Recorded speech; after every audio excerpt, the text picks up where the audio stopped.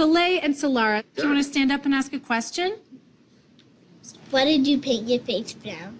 Ooh, it was something I shouldn't have done because it hurt people.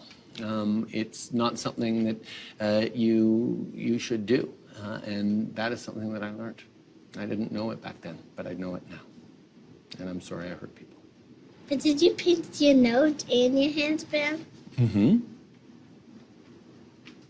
Yeah, and it was the wrong thing to do. These are the images that have Justin Trudeau saying he's sorry. They're from an event in 2001 when, as a high school teacher, he was part of a gala with an Arabian Nights theme. Other images, including a grainy video, have also emerged of Trudeau in similar makeup, reportedly in high school in the 1990s. Here's his second apology in less than 24 hours. I want to begin by saying a few words directly to racialized Canadians who face discrimination every single day in their lives, even in a country like Canada. What I did hurt them, hurt people who shouldn't have to face intolerance and discrimination because of their identity. What previously appeared to be a dull election campaign has been energized and thrown into uncertainty. One of Trudeau's opponents, Canada's only non-white federal political leader, spoke of his own experiences with discrimination. When I was growing up, I fought racists. I dealt with them myself, and I fought back.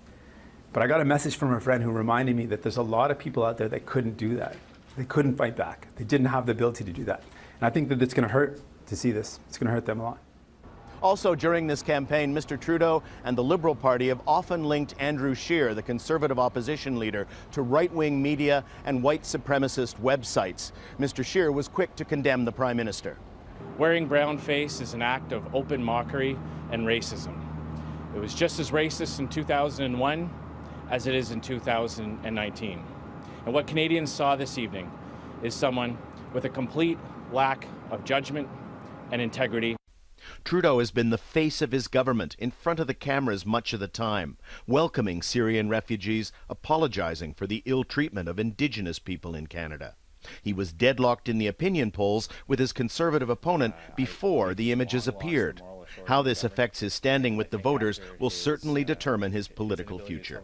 The more damaging possibility for him, the more severe one, is that this causes people to kind of reflect on who he is as a leader, to look back not only at this incident but other incidents where his judgment seems to have been poor, and then to make judgments about his character kind of globally. Of all of the different instances that you recalled, have you since been made aware or remembered of other instances, and if so, how many? I am wary of being definitive about this because the recent pictures that came out, I had not remembered. And I think the question is, how can you not remember that? The fact is, I didn't understand how hurtful this is to people who live with discrimination every day. Justin Castro, let's go! Justin Castro, let's go! Justin Castro, let's go! Justin Castro, let's go! Justin Castro, let's go! It's hard to know why Trudeau and his Liberal Party appear to have been blindsided by the release of these pictures, which have been on the internet for all to see for quite some time. The question now is, can Trudeau recover, or will his party be looking for a new leader without such images linked to his or her name? Hey everyone, Justin Trudeau would like to know what it's like to be a working class Canadian. Let's see what he does. Oh, you're gonna need some boots there. You know how to tie those up? Do you even know how to tie shoes? Probably really hard when you're always wearing sandals on your vacations, that we pay for. Actually, you're gonna need some safety glasses. There you go. No figure you don't know how to put them on. Oh, what a surprise. Wrong feet. Forget your blue coveralls, man? You got his suits and swim trunks or what? Just gotta pack our lunch here. And we'll be out the door. Let's see how he likes it. Here we go. A little bit more. Okay, you ready, man? Let's go to work. Oh, what are you doing, man? You're not going to Hawaii yet. Where'd you even get those clothes? Frick! You'll never know what it's like to be a working class Canadian. Most recently, the government has shuffled some positions. One of the shuffling of positions was the House Leader, the government House Leader, who is now occupying that position by the name of Steve McKinnon. Steve McKinnon was asked by the press with respect to this vacation. He indicated as follows. The Prime Minister, and this is a quote, the Prime Minister followed all the rules and in fact got his travel plans pre-approved by the Commissioner. Prime Minister followed all of the rules and in fact got his travel plans pre-approved by the Ethics Commissioner. We know that's a lie. It's misleading. It was deliberate. It was intentional on Mr. McKinnon's part to mislead Canadians. Because now we know that that office, the Conflict of Interest and Ethics Commissioner, does not pre-approve and give permission to vacation. The issue is whether or not the form of a gift qualifies as an acceptable one under the Act. Well, I've got news for Justin Trudeau. You've ruined Christmas for Canadians. Common sense Conservatives are going to ruin your vacation as well. We are going to put in thousands of amendments at committee and in the House of Commons, forcing all-night, round-the-clock voting to block your $20 billion of inflationary spending and the rest of your economically destructive plans until you agree to our demand to take the tax off farmers, First Nations, and families. You will have no rest until the tax is gone. The real story is the rise of a right-wing, American MAGA-influenced thinking that has made Canadian Conservatives, who used to be among the strongest defenders of Ukraine, I'll admit it, turn their backs on something Ukraine needs in its hour of need. That is the danger of the rise of the right-wing influence that is feeling its impact in Canada. That's what not just Ukrainian Canadians, but all Canadians should be concerned about. Ukraine continues to need support for their defense. That's why today I'm announcing that Canada is donating over 11,000 assault rifles and over 9 million rounds of ammunition. And we have a culture where the difference is guns can be used for hunting or for sport shooting in Canada, and there are lots of gun owners, and they're mostly law-respecting and law-abiding. But you can't use a gun for self-protection in Canada. That's not a right that you have in the Constitution or anywhere else. If you try and buy a gun and say it's for self-protection, no, you don't get that. You get it for hunting. You can get it for sport shooting. You can take it to the range, no problem, as long as you go through our rigorous background checks. But there's a difference around the culture. And one of the things that we're seeing with the debate in the States is you get more and more of the American style, right to carry, self-defense arguments filtering up through the usual more right-wing communications channel. When Joe Rogan pointed it out, he was shocked that Trudeau could actually say that because, according to him, it's not true. Well, not according to Joe, but according to people who were responding to it, that it wasn't true. But when I actually looked at the language of the law, he actually is technically kind of correct. In Canada, for the purposes of owning certain firearms, you don't have a right to use them for self-defense. You have a right to self-defense, but you don't have a right to use a firearm or those particular firearms for self-defense. If you can't use the most effective means to protect yourself, do you really have self-defense?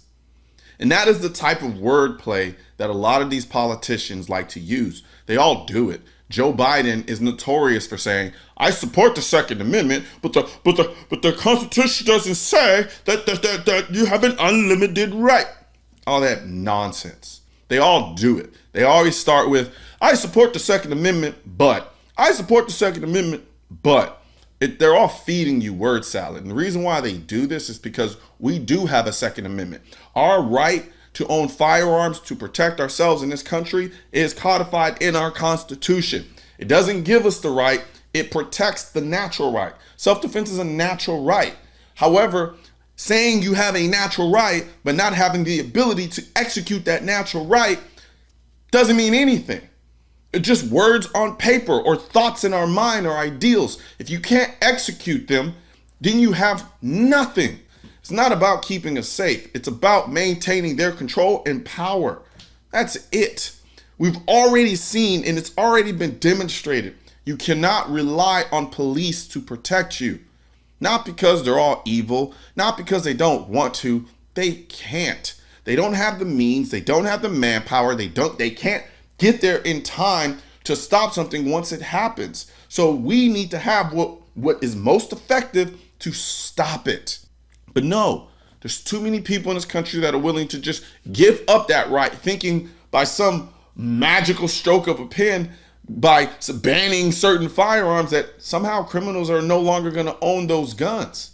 That is dumb. Trudeau just said you don't have a right to use a firearm for self-defense, but Trudeau is surrounded by people with firearms to protect his life. Just think about that, and then think back to yourself and wonder, how much do these politicians really care about me? It's not about you, it's about control. That's why it's called gun control, not gun save lives or gun safety. Now they're calling it gun safety because we've been pointing out for decades how gun control is about control and not safety. So once again, they play with the words. They change it to, oh wait, we just want gun safety. What does that even mean? Gun safety to me means that you learn and get educated on how to handle a firearm safely. Gun safety to them is what guns can we restrict from the people in America. What does that have to do with gun safety? It has nothing to do with gun safety. Gun safety is the 4 rules of gun safety. We don't need organizations donating millions of dollars to different politicians to push gun control in order to have gun safety. But I want you to pay attention to how he talks to the people in Canada. He doesn't communicate. He doesn't speak to the people in Canada. He talks at them. And the reason why he does that is because Canada, they don't have a Second Amendment. Our politicians have to talk around the issue, have to come up with nice, soft words. They can't just do things unilaterally. That's why they're so frustrated, because we do have a constitution. And that's because the way our government was structured. I think people forget how this actual country was established. People forget we fought another country for being tyrannical. That country was literally trying to take guns away from us, and we said no and fought back and then established our own country after the fact. And because we used firearms, our own firearms, to fight that country to get our independence, we codified the ability of the people to maintain those arms in the event that the government we established now happens to become tyrannical. We can fight that government off too, because the whole concept of this country was predicated on the idea of freedom. I'm sorry, I love my Canadian brothers, but they're still under the rule of the Queen. Who rules America?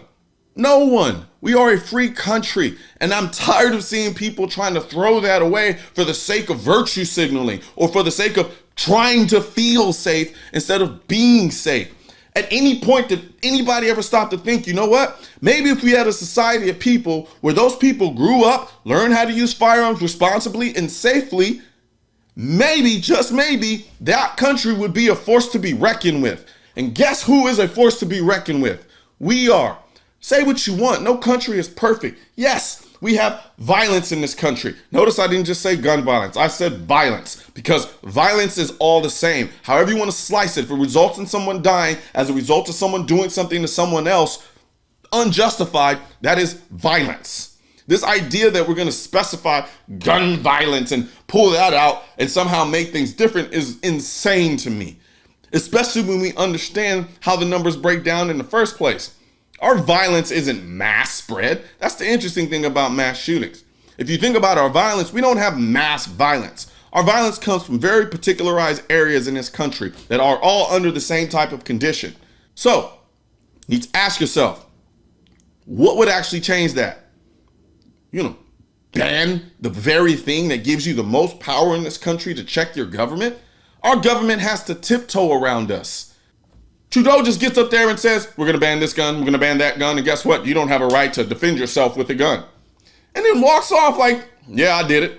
But our politicians, the way our country is established, we were established to have checks on power because we understood that absolute power corrupts absolutely. And we knew that because we were fighting back against a government to establish this country because they tried to rule absolutely. And we said no. Why would you want to throw that away? Why would you want to give that up? That makes no sense to me.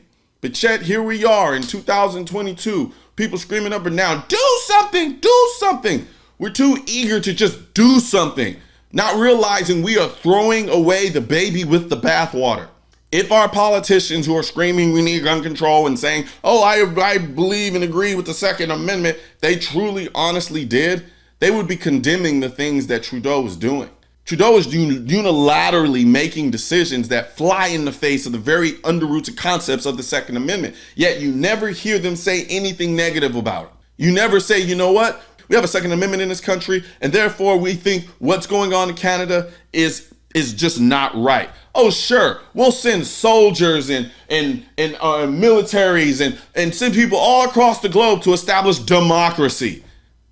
But for some reason, the neighbor to the north, who is completely undermining one of the most basic fundamental natural rights in the world, nothing, silence. And that's because our politicians who are talking about all this gun control stuff, they agree with him.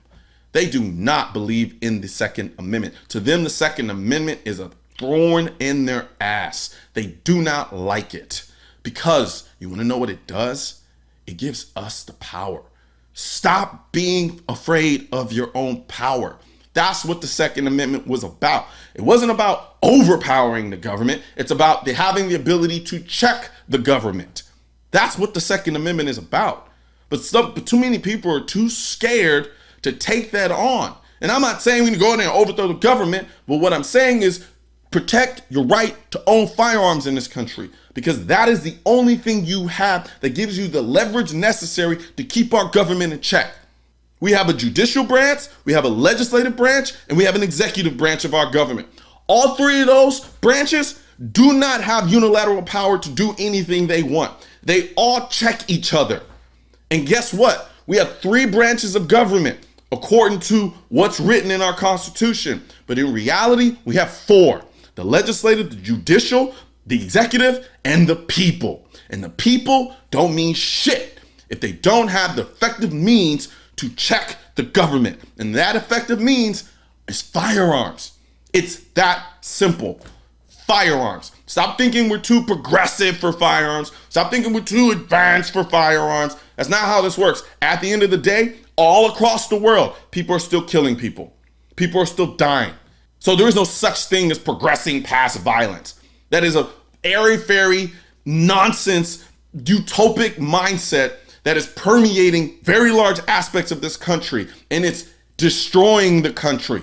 Because in your attempts to create a utopia, you are stripping the people who need protection the most from being able to protect themselves.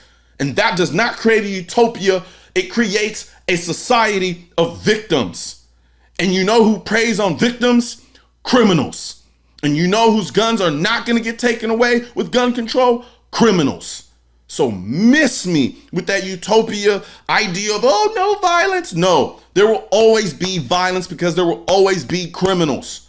So empower the people who are not criminals to deal with those criminals when they arise. 临近年末，加拿大总理特鲁多现身华人超市，你对今年小土豆的表现打几分？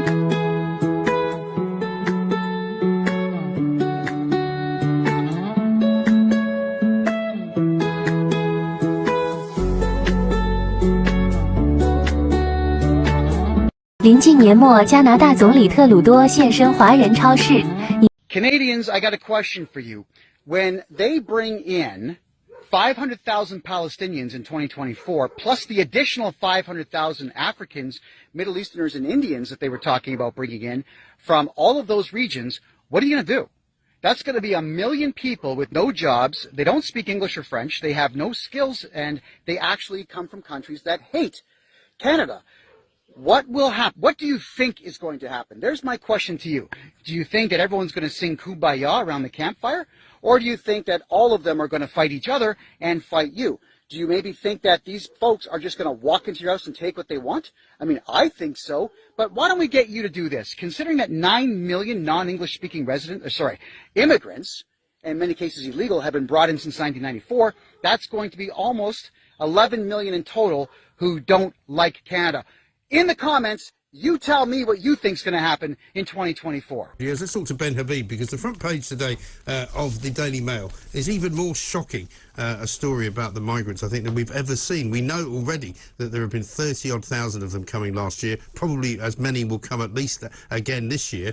But Channel migrants landed in Britain with guns. And this is not some kind of story that's been dreamed up by a reporter at the Daily Mail. This is a story from a major report written by David Neal, the Chief Borders Inspector. And one of the most shocking things about this is that this Borders Inspector and his report, he's been doing this job for a year. He's never met Priti Patel. Let's talk to Ben Habib, Chairman of Brexit Watch, former MEP. Ben, a very good morning to you. Morning, Mike. I mean, considering how much we've talked about this story and how often we've been accused of, you know, raising the debate and making stuff up about these horrible people coming here, human trafficked, criminal gangs, all of that, it now turns out that we were right all along. Well, I mean, it's no surprise, really, is it, Mike, that if you let people come in unchecked into the country, they're going to be all sorts of people coming across, and they'll come with whatever, you know, bad habits is not really the right way to describe it, but, you know, guns, you know, what a big surprise. Yeah. They're not being checked, they're not being monitored, they're not being logged. You know, the report is damning. It talks about people absconding from hotels without having had their biometrics taken. Yeah. Known criminals being allowed into the country and not being checked. I mean, it just couldn't get any worse. But what really strikes me about it is that all of it is about failings in the system once these people have landed in the UK. Not once does the report touch on what steps need to be taken to prevent these people from crossing into our territorial waters in the first place. And I know I kind of bang on about this whenever I'm on the program with you, but border control is about border control. It's not about dealing with people once they get here. You wouldn't have to worry about biometrics. You wouldn't have to worry about people absconding. You wouldn't have to worry about criminals coming across. You wouldn't have to worry about them bringing guns if they weren't allowed to cross into our territorial waters in the first place. Exactly right. If you see what I'm saying. No, of course. I mean, we're talking this morning about some kind of a problem at the port of Dover because British holidaymakers are trying to get onto boats to cross into France, but there's some kind of dispute going on with the French border staff, which means that none of the Brits can actually get on a boat, and there's something like a 4-hour delay. Now, not saying that that's what we should be doing, but I mean, that's how you run a border. You know, you actually stop people from coming if you want to, and that's what the French are currently doing, ironically, even as people are coming the other way on illegal migrant boats. Well, if you go through formal channels, you know, if you try to land at Heathrow Airport without a valid visa to come to the United Kingdom, you'd be detained, put on a plane and sent straight back to where you came from. Yeah. But that doesn't apply to people coming across the North Sea. And that's the bizarre thing about this. There seems to be different rules applied for different mechanisms, to, you know, as you seek to enter the United Kingdom, and that has to stop. That's where we need to get tough. That's where Priti needs to sort this out. It's not about dealing with them once they get here. Of course, those measures need to be strengthened, and Neil makes some very powerful points in his report, but he doesn't touch on the critical issue of how you stop these people from entering our country in the first place. No.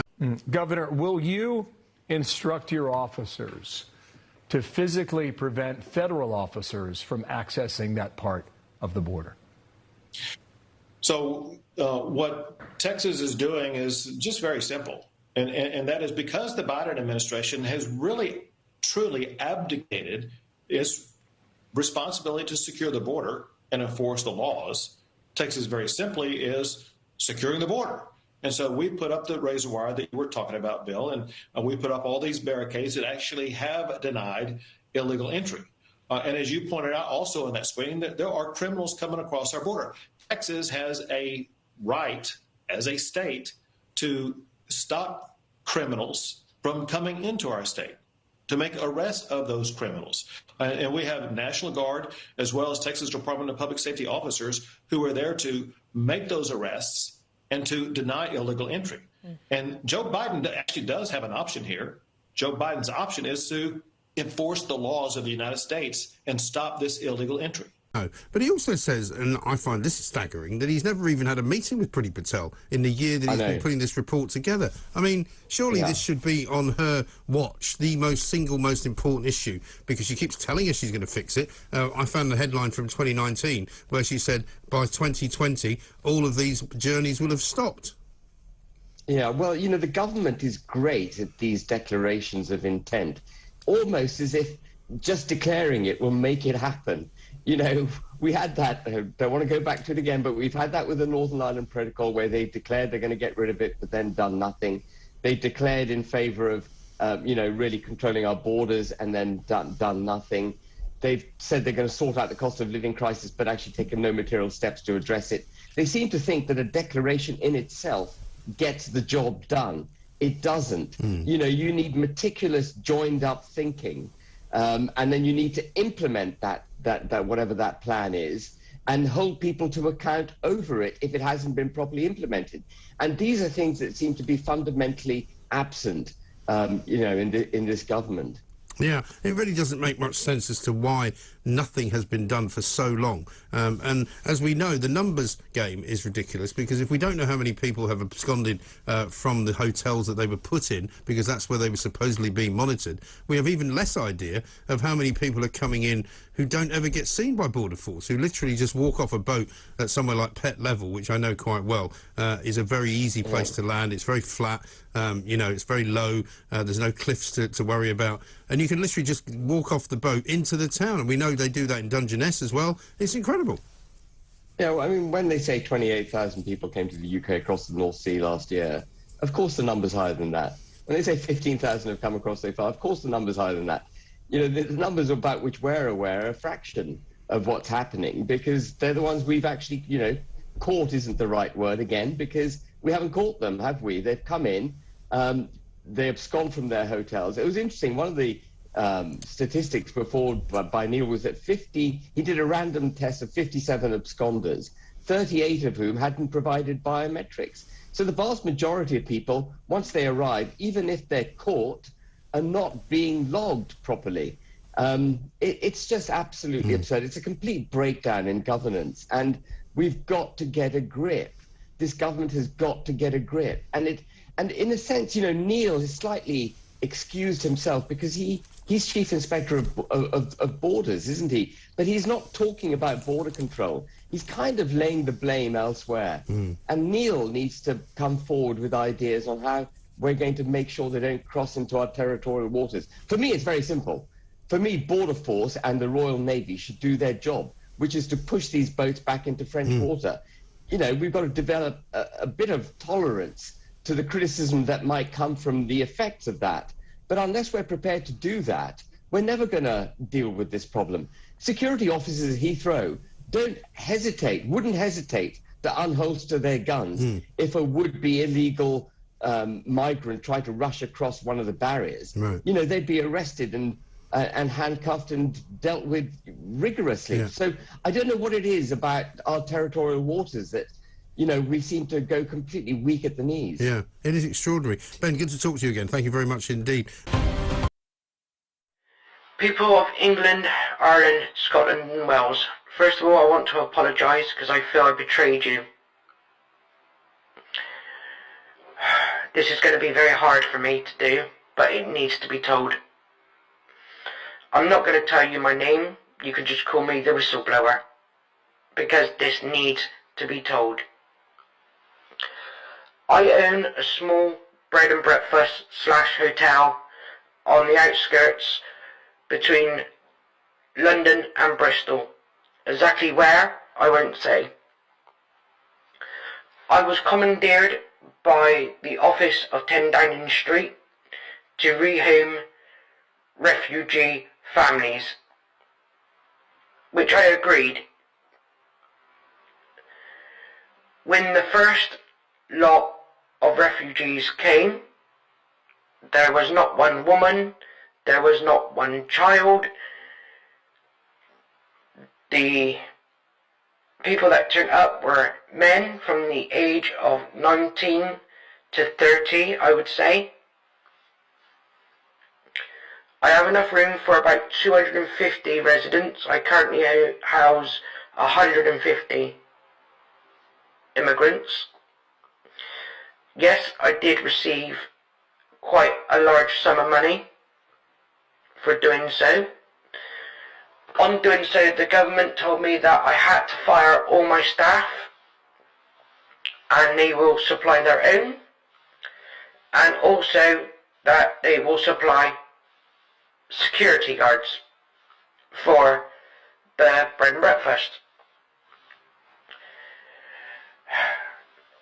Well, about 2 weeks ago, I received a phone call to say that a large parcel will be arriving sometime this evening.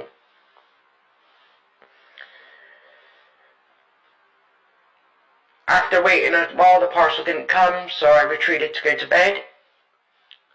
Around about 2:30 in the morning, I received another phone call to say that the parcel has arrived and can I open up the rear serving entrance at the back of the B&B, which I went down and met some army personnel, which kind of surprised me very, very much.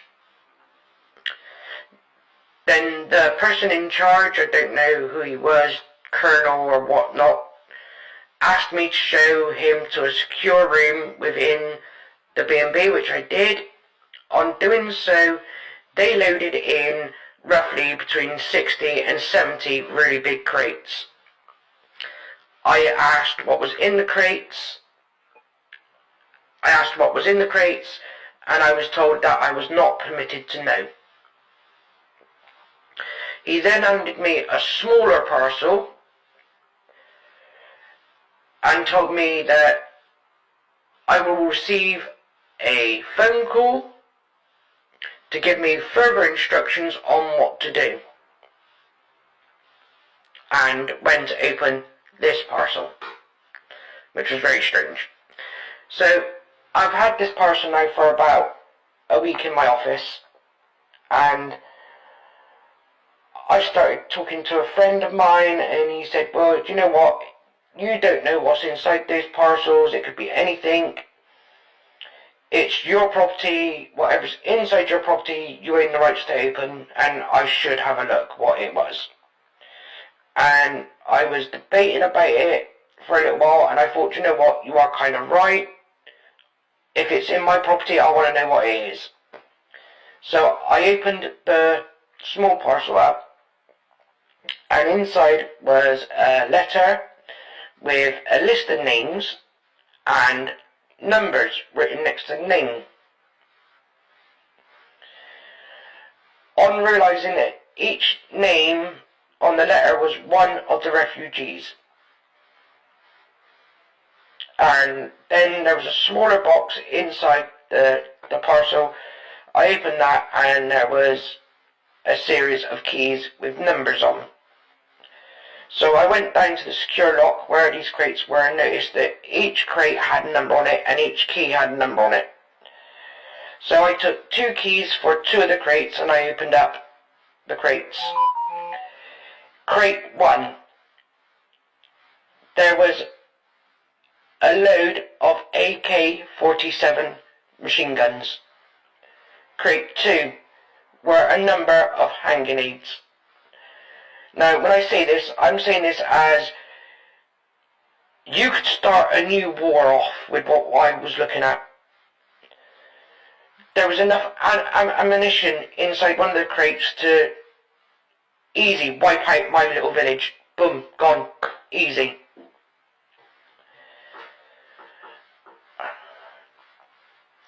Now I'm a bit stuck because I don't want these refugees here anymore, but I'm contracted to house them for a period of time. I don't know if I can give the government their money back and tell them to sweet off or not, I don't know. All I do know is in good faith, I cannot allow these men to have these crates.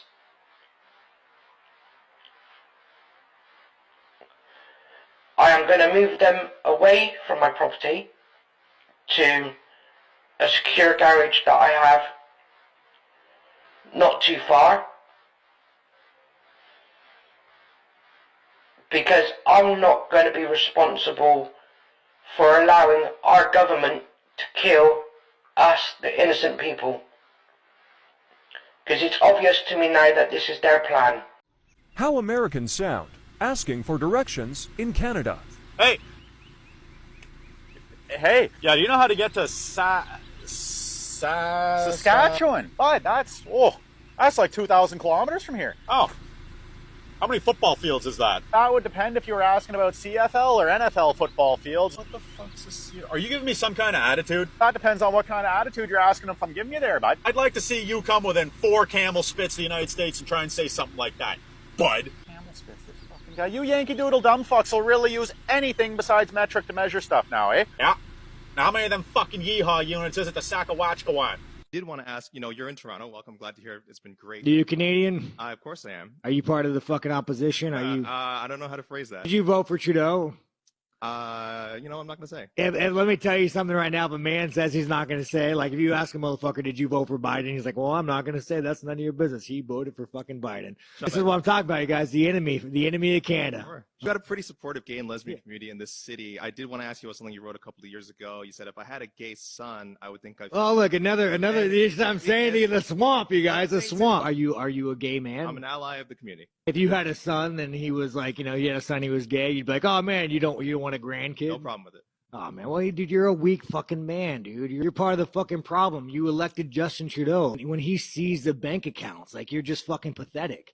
The fact that you have no fucking backbone, and has he shut down your fucking country and seized bank accounts? You ask me some stupid shit like that, go fuck yourself. Here's how the measures we're taking today will help get the situation under control. The police will be given more tools to restore order in places where public assemblies can constitute illegal and dangerous activities, such as blockades and occupations, as seen in Ottawa, the Ambassador Bridge, and elsewhere. These tools... Look at that chick in the back. Yeah, nodding. I don't... and dangerous activities, such as blockades and occupations, as seen in Ottawa, the Ambassador Bridge, and elsewhere. These tools include strengthening their ability to impose fines or imprisonment. The government will designate, secure, and protect places and infrastructure that are critical to our economy and people's jobs, including border crossings and airports. We cannot and will not allow illegal and dangerous activities to continue. The Emergencies Act will also allow the government to make sure essential services are rendered, for example, in order to tow vehicles blocking roads. In addition, financial institutions will be authorized or directed to render essential services to help address the situation, including by regulating and prohibiting the use of property to fund or support illegal blockades. And finally, will enable the RCMP to enforce municipal bylaws and provincial offenses where required. This is what the Emergencies Act does. You are a retard, sir. This is what Emergency Act does. Are you for? What? Oh my God. Everything you just said, buddy, is the exact opposite of your policies. Your policies have destroyed the infrastructure, have destroyed access to services, and what kind of mealy-mouthed bull crap was that exactly? The government is also designating and securing critical areas such as border crossings and airports. Invoking the Act will also allow the government to make sure that essential services such as towing services to remove trucks are rendered. They would put that in there. Remove trucks. Why would they write that? Specifically trucks. essential services, towing trucks. Yeah, that's essential. Ooh, keep your emotions in check, Plymouth Fury. Keep your emotions in check. Massive financial implications. The federal government is also going after financial support for illegal activity associated with the convoy protest. There's nothing about the convoy protest that's illegal. We'll just get that out in the open and get that right. Convoy organizers have raised millions of dollars. They raised money first through the GoFundMe crowdfunding site. When GoFundMe shut the fundraising campaign down, organizers pivoted to the Christian crowdfunding site Give, Send, Go. Finance Minister Chrystia Freeland said that under the Emergencies Act, crowdfunding platforms and the payment service providers they use must register with the Financial Transactions and Reports Analysis Centre of Canada, FINTRAC. FINTRAC sounds like a death metal group. The National Financial Intelligence Agency. They must also report large and suspicious transactions to FINTRAC. Watch crowdfunding platforms must now register with FINTRAC. Oh, let's watch that for sure. Why not? It's not like we got anything else better to do. Let's hear what As part of invoking the Emergencies Act, we are announcing the following immediate actions.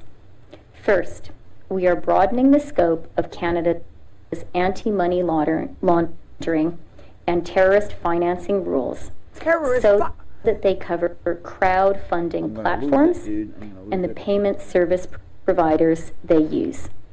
These changes cover all forms of transactions, including digital assets, such as cryptocurrencies. The illegal blockades have highlighted the fact that crowdfunding platforms and some of the payment service providers they use are not fully captured under the Proceeds of Crime and Terrorist Financing Act.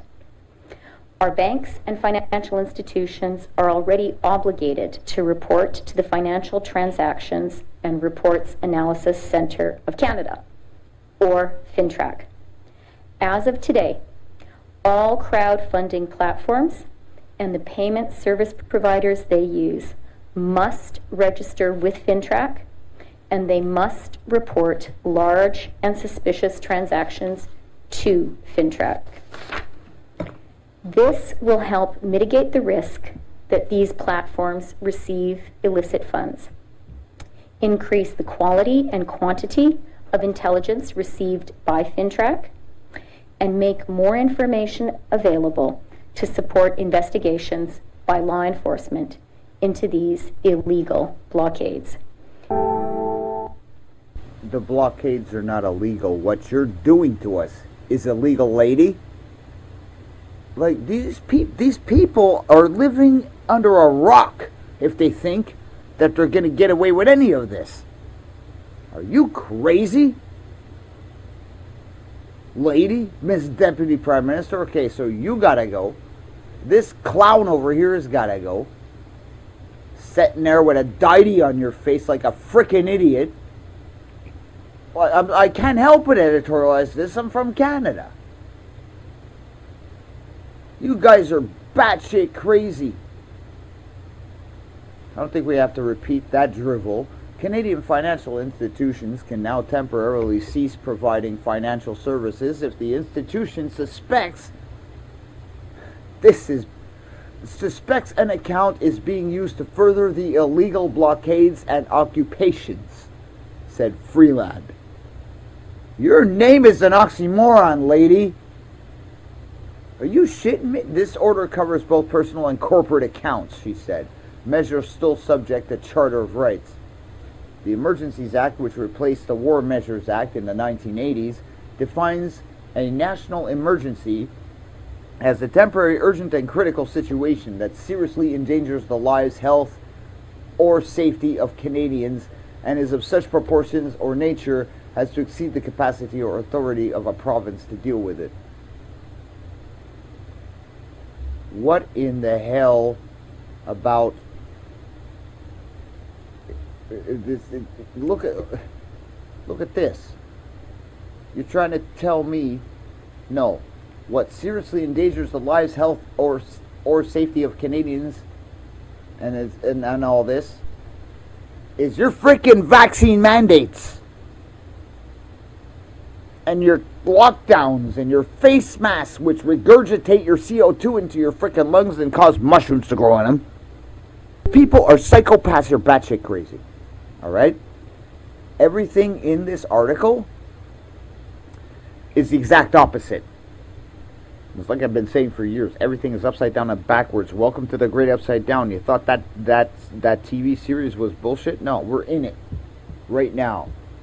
They've done open the portal to the pit. Everything is upside down. What they're saying is mealy-mouthed bullshit. They basically just said, again, as they always do, that we're doing what they're doing.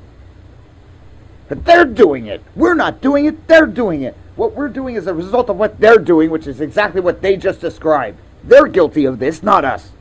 Out of their minds.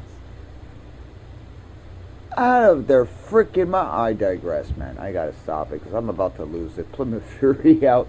I get it.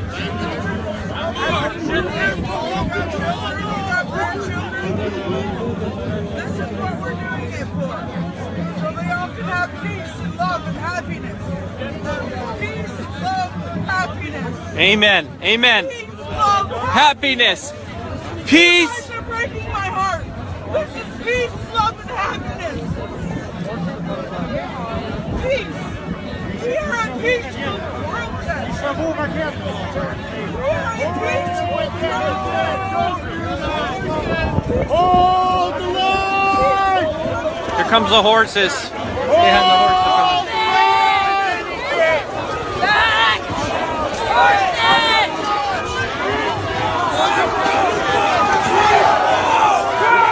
Horses! Hey! Stand down! Oh my gosh! Oh my goodness! Oh my goodness! Look what you did! Look what you did to her! Look what you did to her! Look what you did to her! You trampled on the lady who is inaccessible! Shame on you! Shame on every one of you! Shame on you! Shame on you! You just a lady who was a walker!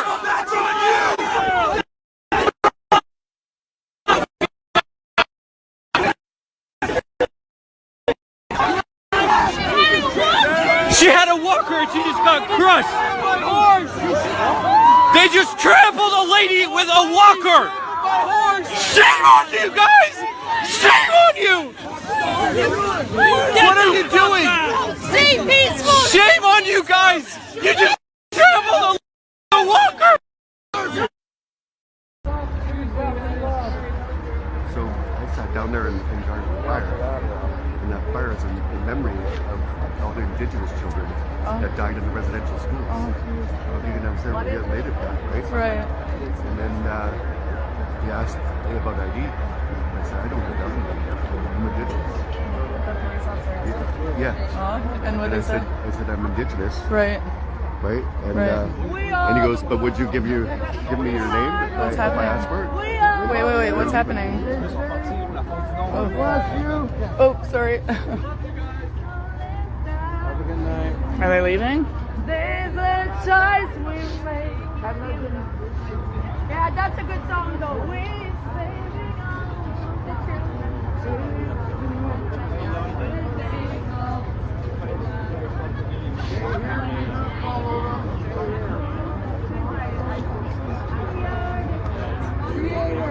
We love these officers.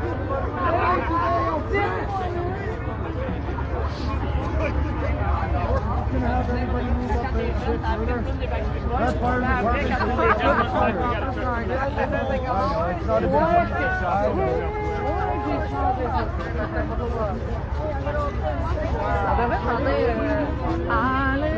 All this for one fire, and they're burning this fire for the Indigenous kids that died. That's what this fire is for. I didn't realize it was that fire that they're after. Not even the one with the sausages. No.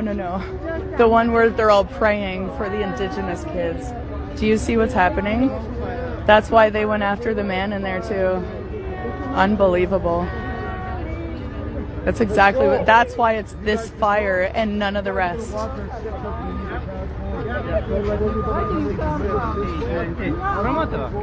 that's okay. We know at least who they all are.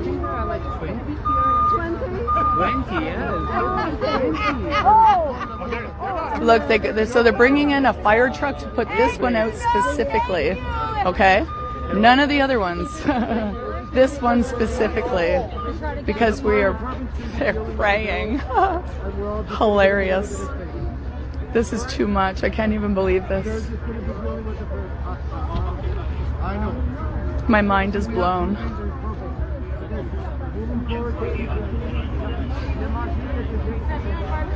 I couldn't figure out why they were coming after that one. I was wrong the whole time. It's the one in the tent that they were praying over. Go, guys. Wow, I could cry. This is the most disgusting thing I've ever seen in my life. So peaceful. Yeah, it's peaceful. It's just disgusting. Look at the fire truck. Okay, they're coming in. Put this one way out. No more praying for the Indigenous kids. Forget it. Forget it. Are they taking it?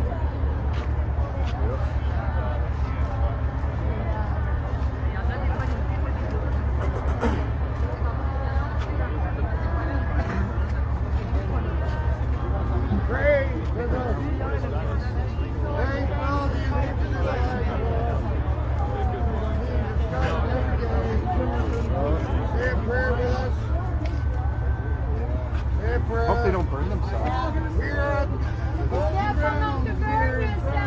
So when you guys are done that, can we have our supper? Like, can you guys just go?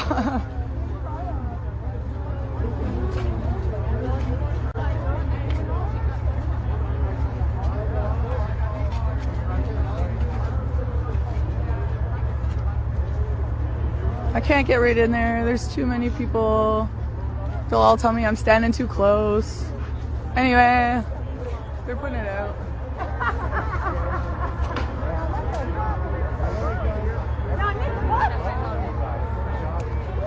Everybody can please take a few steps back. Really need a selfie stick.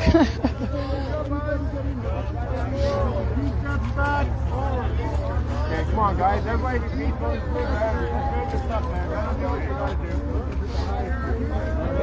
Okay. Step back, please. We're safe. Come on, boys. Step it back. Come on. Step it back. They're just asking us all to back away from the tent just so we can put it out. Step back. Everybody stand back a few feet. Come on, get on your knee. We got a lot of people here going live, so everybody sees it all. The whole world will see.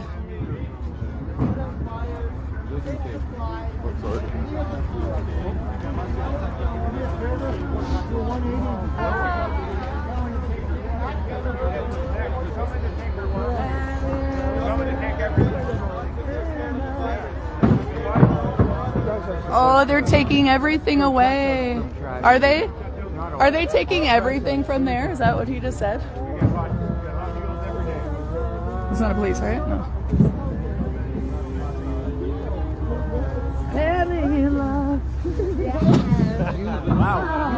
Wait. Yeah, look, they're loading up the wood. Look, they're loading up all but, sorry, honey. They're loading up the wood that these guys all had stacked up here. Like they're stealing it all. Really? And unlawfully. What? I don't speak English. Oh, okay, it's okay. Let's go, move back. There you go, man. Everybody stand back. So they're gonna steal everything from this here. They're backing us all up so we can't put it on camera. Look, they're backing us all up so they can steal it all. They're taking everything. They're taking everything here. Do you see that? Look, all the food, all the wood. I just saw him take the bin of sausages. Look, everything. We already got all your names, yeah. Hey, yeah, we got all your names. I didn't get that one. Shame on you! Shame on you! Shame on you! Shame on you! We love you! Shame on you! Shame on you! We love you! Shame on you all. Your kids are gonna see this video. I'm sure they will. They're doing their jobs, you guys. Their job to steal your stuff? Is their job to steal? I don't know how to explain it, honey. Really? I don't know what to say. I've never seen anything like this. Look, they're taking the barrel. They're taking everything. What is even happening? Look, these guys are trying to save some of it. And this guy's like, no, no, you don't. We want every last piece of wood. Let them move it. Let them steal it. Let them steal it all. The world is watching anyway. It doesn't matter. The world is watching. Disgusting. Every last one of you. Listen, but you told us to out. Yeah, just let him steal it. Won't happen again. Just move this out so it isn't an issue no more. And then Wow. look after it. It's my wood. Unreal. Look, and this guy, he's still trying to be so sweet, even though they're stealing all of his stuff. It is stealing. They're stealing it right now. Go stand out in the middle of a fucking great big cleared Why aren't they 5,000 acre yard. That's okay. stealing trees. I've seen this all over Ottawa, and this is the only one that you guys are bugging right now. This is like all what? part of the game. This all is what part of this the is. game. What The whole has to be scare done. tactic, right? No, it isn't.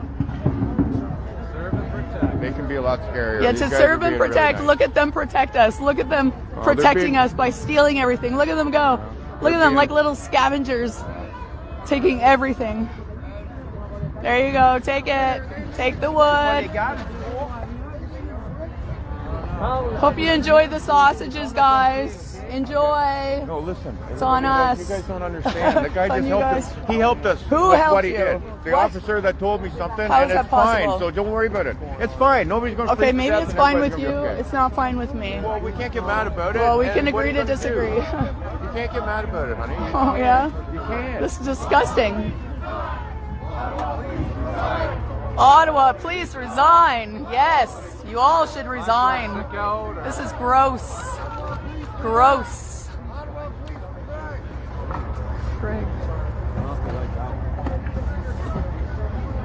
Unreal. So I guess this is what we're up against. We'll just start to see them steal everything from everybody all over Canada and everywhere else around the world that it's here in Ottawa.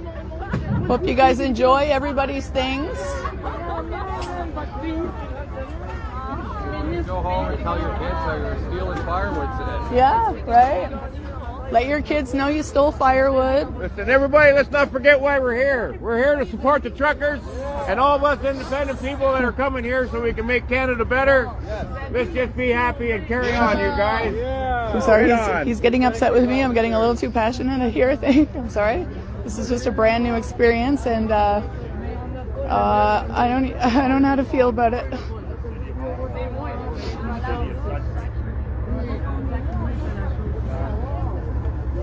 So negative. It sucks, man. There was none of this here before, honey. There was none, and it just feels terrible.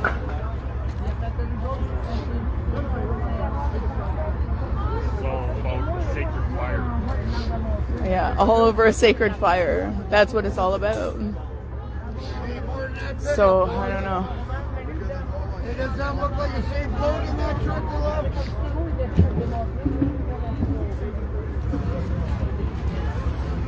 Well, they pretty much cleared it all out. That was pretty quick, eh?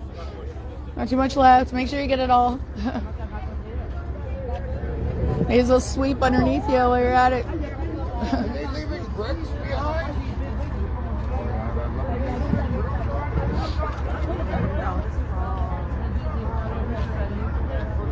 Oh, I'd love one, man. I need one.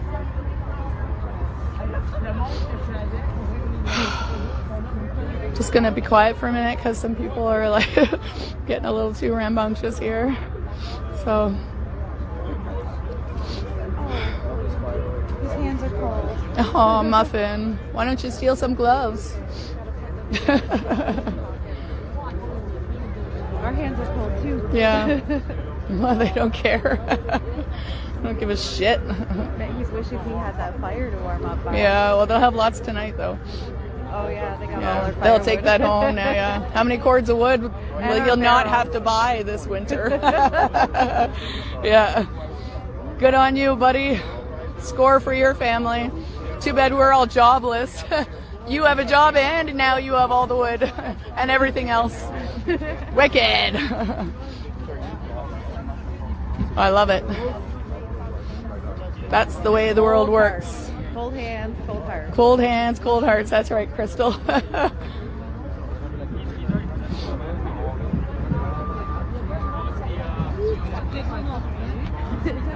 You can tell who had no friends growing up and decided to be a cop.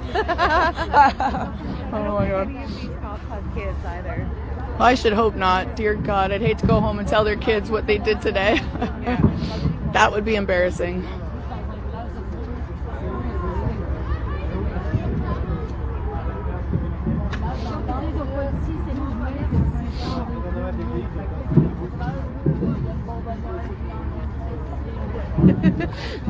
They were jealous of the size of the sausage. Oh my God, Crystal. Yeah, they took all the sausages. Oh man, everybody here was like, they were gonna cook food for all these people here because they just cook food for whoever walks by, right? So that's who they were for. But now, no, these guys are taking them all. So I don't know if they're gonna cook them there tonight and have their own little dinner, or I don't know. They took the barrel and all, so I imagine they are just gonna have their own little party in a hidden spot somewhere. I don't know.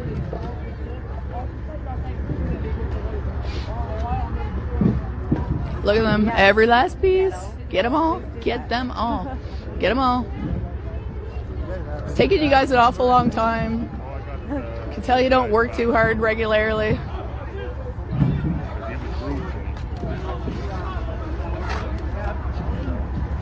Oh, and they're even taking the cardboard. Oh yeah, take the cardboard too. Take it all.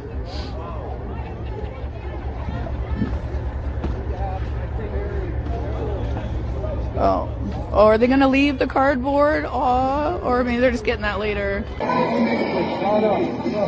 Communist watch. Oh, have a good day. No, why not? Thank you. So our neighbors to the north are clearly losing it. The Prime Minister, who needs a history lesson and a haircut, has declared war on Canadian citizens like they're an ISIS caliphate. Emergency powers, freezing bank accounts, and threatening to take away protesters' dogs and children. Dana Perino's very upset. It's getting so bad up there, government forces are even targeting innocent gelato shops, like this one here in Ottawa, Canada. Turns out, the owner of Stella Luna Cafe made a giant mistake. She privately supported the Freedom Truckers convoy with a $250 donation. Her donation then leaked and was made public. Her gelato shop was then doxxed and began receiving threats. Lunatics threatening her with violence and vandalism, treating her like a Salem witch, all because she showed her support for freedom. The owner of Stella Luna Gelato Cafe, Tammy Giuliani, no relation to Rudy, is here with us now. All right, Tammy, what exactly is going on up there with your shop? Well, I should preface by saying that I have a tendency to think with my heart and not with my head. And does that get me in trouble? A lot. And would I change that about myself? Not in a million years. And when I heard about a group of people that were willing to drive all the way across the country in below 30 weather to gather peacefully in front of Parliament and to stand up for their beliefs and to say, you know, maybe this whole mandating the existence out of everyone needs to be revisited, my heart said no. And I don't think anyone, and I certainly don't think anyone could have imagined that it would have transformed into something like we're witnessing today. Yeah, we're witnessing complete chaos, and I don't know how to describe it, but you probably know better than I do since you're up there. What has been the blowback for you and your shop, and what kind of threats and harassment have you faced after that donation was made public? Well, you need to understand that Stella Luna is our livelihood, and my husband and our children and son-in-law all work for the business. It's how we pay our rent. It's how we keep our lights on. It's how we eat. So we feel very passionately about eating. And that makes everyone has pushed really hard over the past 2 years trying to keep this business alive. So we have this passion, and it just keeps going on and on. So I reached into my personal pocket and I pulled out $250 of my personal money, and I gave a donation to fill a gas tank of someone so they didn't have to sleep in -30 in the cold that night. And I think that decision speaks to my humanity and not to political beliefs. But attacking our children, attacking our team, that's unconscionable.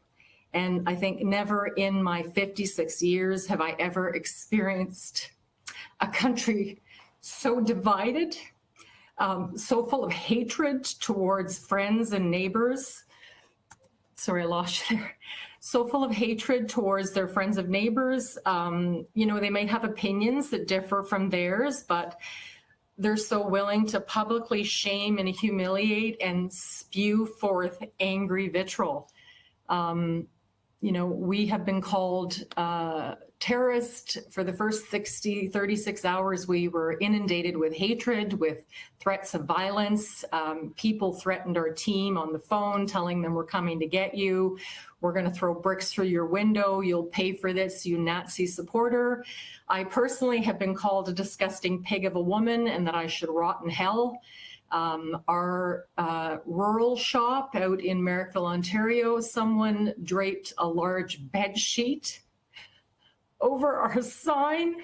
I'm sorry. It's been a tough few days, and I think, you know, and the sign read, "Tammy supports terrorists."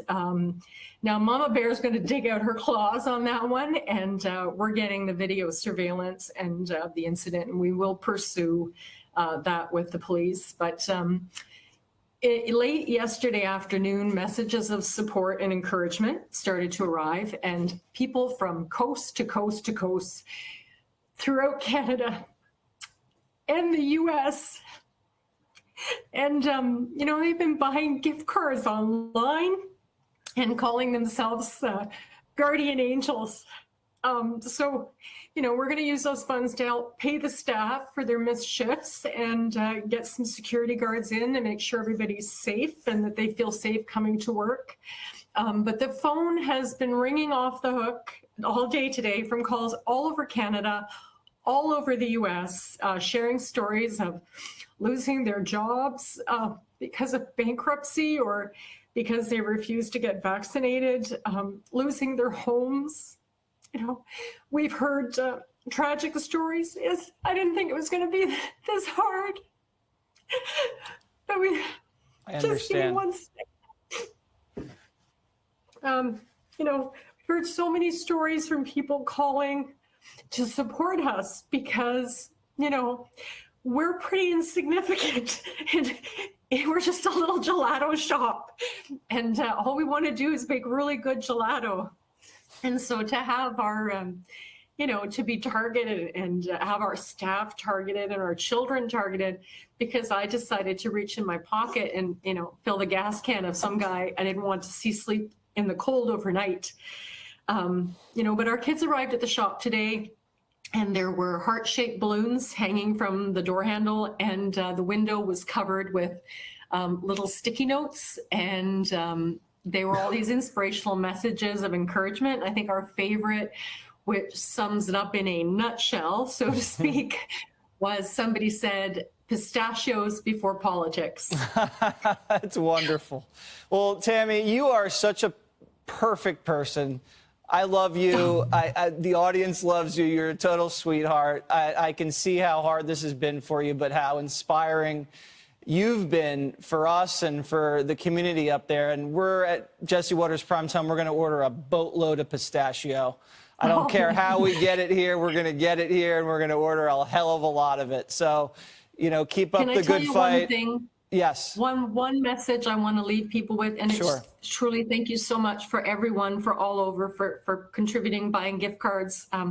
But we think we all need a healthy dose of positivity and love and respect, and we all need a whole lot less judgment and hate. And I think if people would just, before they open their mouth or they start tapping away on their keyboards, if they could just listen to their heart and find their humanity, the world would be better served. Positive, optimistic. optimistic, hopeful vision for public life isn't a naive dream. It could be a powerful force for change. If Canadians are to trust their government needs to trust Canadians. Those are the words of the Prime Minister in 2015. These people, very often misogynistic, racist, women haters, science deniers, the fringe. Same Prime Minister 6 years later as he fans the flames of an unjustified national emergency. So, Mr. Speaker, when did the Prime Minister lose his way? When did it happen? The Right Honourable Prime Minister. Mr. Speaker, Conservative Party members can stand with people who wave swastikas. They can stand with people who wave the Confederate flag. We will choose to stand with Canadians who deserve to be able to get to their jobs, who be able to get their lives back. These illegal protests need to stop, and they will, Mr. Speaker.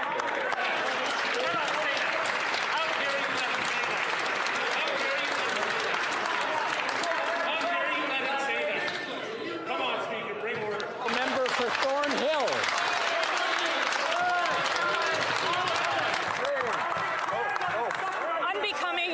Unbecoming as a Prime Minister. It's been 48 hours that the government went from doing nothing to a national emergency. 48 hours into using the measures. 48 hours without providing Parliament with a justification. So my question is simple.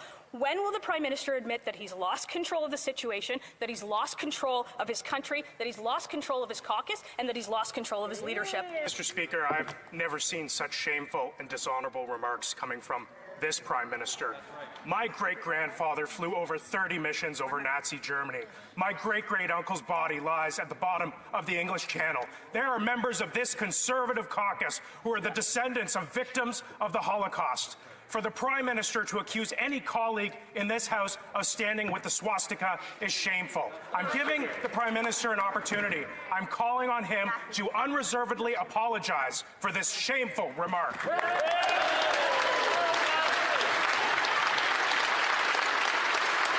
The Right Honourable Prime Minister. Mr. Speaker, Canadians deserve their freedoms back. Mr. Speaker, these illegal blockades that have continued to interfere with people's livelihoods, to interfere with people's daily lives, I have to interrupt the Honourable Prime Minister, so ask everyone to calm down so we can hear the answer. The Right Honourable Prime Minister. Mr. Speaker, the measures put forward in this Emergencies Act are proportional, are responsible, and quite frankly, are completely folded within the Charter of Rights and Freedoms. The steps that we are taking are important and measured to restore order and freedoms to Canadians in this country. That is exactly what we are doing. Well, member for Sturgeon River Parkland.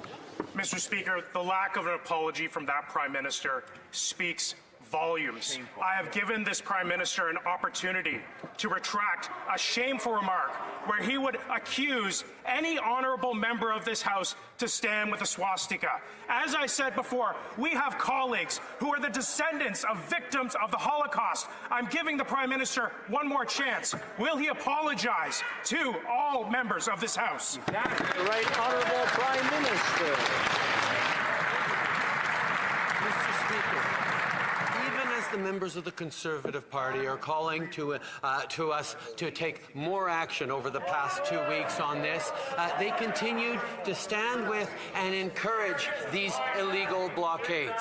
Mr. Speaker, Canadians are watching carefully and see exactly where the Conservative politicians who've stood with those blockades are standing.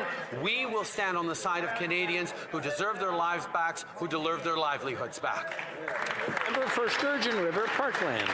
My apologies, Mr. Speaker. I didn't write these out.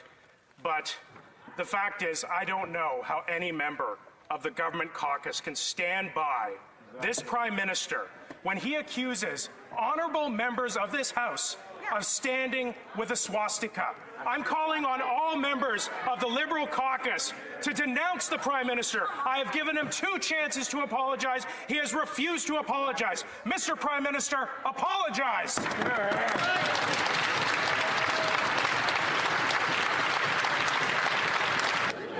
Now we have a point of order. The honourable member for Thornhill. Mr. Speaker, I am a strong Jewish woman and a member of this House and a descendant of Holocaust survivors, and I have never it's never been singled out, and I have never been made to feel less, except for today when the Prime Minister accused me of standing with swastikas. I think he owes me an apology. I'd like an apology, and I think he owes an apology to all members of this House.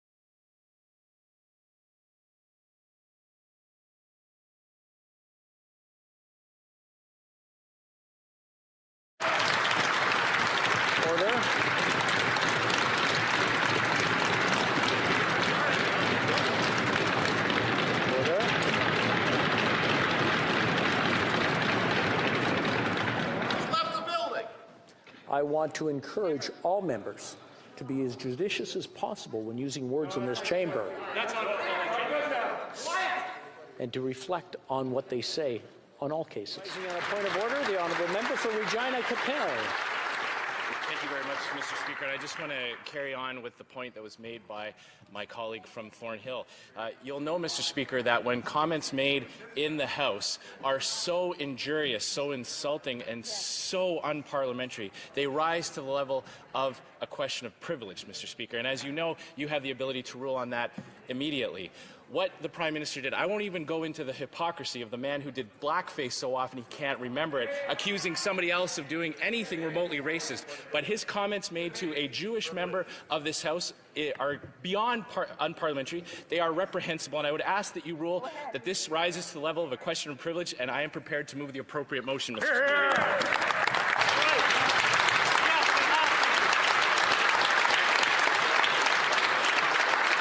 I will take that under advisement and return to the House should I see fit.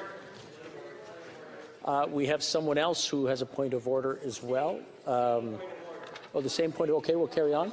The Honourable Minister for... I'm sorry, I was going to say families, yes. Emotions are obviously running very high right now, and I think it's incumbent on all of us to take a step back and reflect on what the values of this House are. I am also a proud Jewish woman who is the descendant of Holocaust survivors, and my family found refuge and support and a life in this country.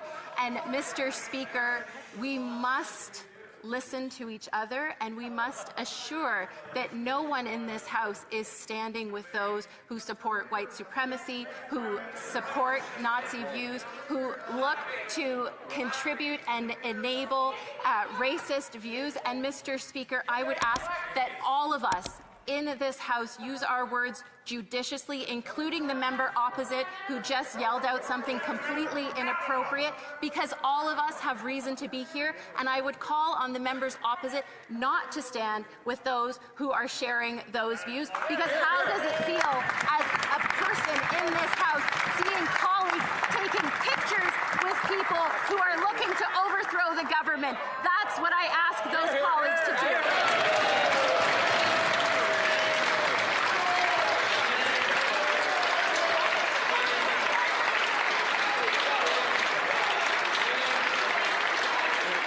Kingston. Mr. Speaker, I don't think we should engage in an exercise in comparative victimhood credentials here. I will observe that I, too, have Jewish ancestors. My grandmother was born in Bialystok. She came here, fortunately, before the Holocaust occurred. But of the 10,000 Jewish residents of Bialystok when she left, only 500 survived World War II.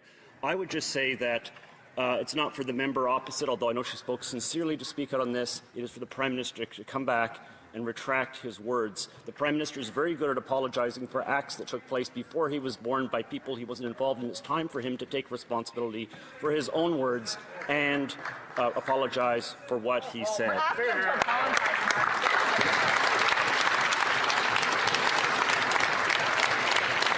Look at She turned a year old Christmas Eve, and her father died January 1st, and her uncle died July 29th. And my son Jake had another little girl born in May. My two granddaughters will never have a father. You know, their little 4-year-old nephew, Jake used to call him nephew Asher. And after Jake died, he said to his mother, "I'm so sad I'll not be anybody's nephew anymore."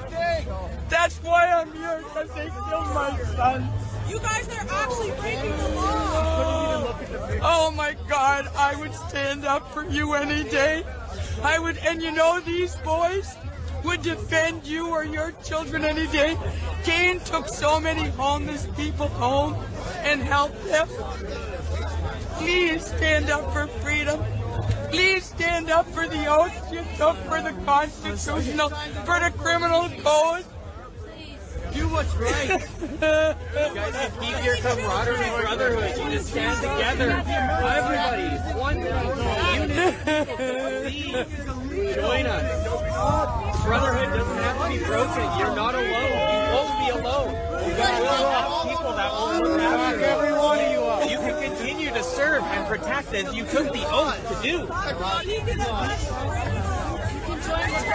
Any of your brothers and sisters that judge you for backing down, they are a part of the problem. The camaraderie can all leave together. You don't need to worry about what superiors say, what your friends say.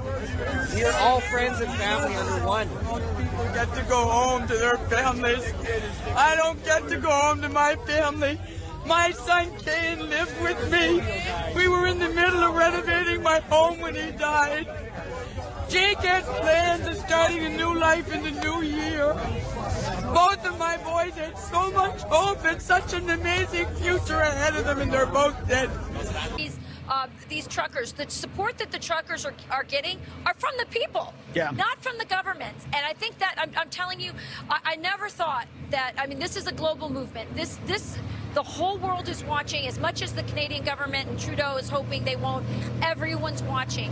And freedom is on the line in Canada, but this is a global movement. It's also partly because, Will, not to be a cynic, but the calls for diplomacy that we get from our elites around the world are often a sham. They want to talk because it's the only thing they can do. They're impotent to the reality of what a strong man in Vladimir Putin's going to do. So Joe Biden, think about this. You're Zelensky, you're in charge of Ukraine, and who does America send? Kamala Harris, who's failed on every other task she's had, is going to go save the day at the last minute. They know America's response is futile in diplomacy. And then in turn, Pete, this is why I think there's a hesitation on the behalf of Trudeau or other world leaders to even recognize, much less engage with these domestic protests, because should they, it reveals their own impotence. That's right. So the whole house of cards comes crashing down. If you show the power of people to actually stand up and voice their own rights is what dictates the future of a free country, not a mop-haired Gen Xer who wants nothing more, apparently, than to emulate China. We could, by the way, play for you that video this morning. Yeah. There's a viral clip where he literally said from his own words, "I am envious of China and the way they can efficiently move policy forward." And I've told you before, he admired Fidel Castro as well. But I think the other part of the reason, you're right, it's they don't want to expose their incompetence to the global leaders. But let's not mince words about it. The Western leaders are globalists. They're all intertwined. They're all elites. They are all in this together. They can't let this, Trudeau fail, because they're all in on it. They're all in. And they're terrified of the working class people. Exactly. Who really believe the parchment paper that our founders wrote on about the Declaration and the Constitution and those first freedoms that they're given from God, not from government. Natural rights, by the way, that aren't just American. Absolutely. God-given natural rights. They're terrified of them because they want them to be government-given rights where they can be controlled.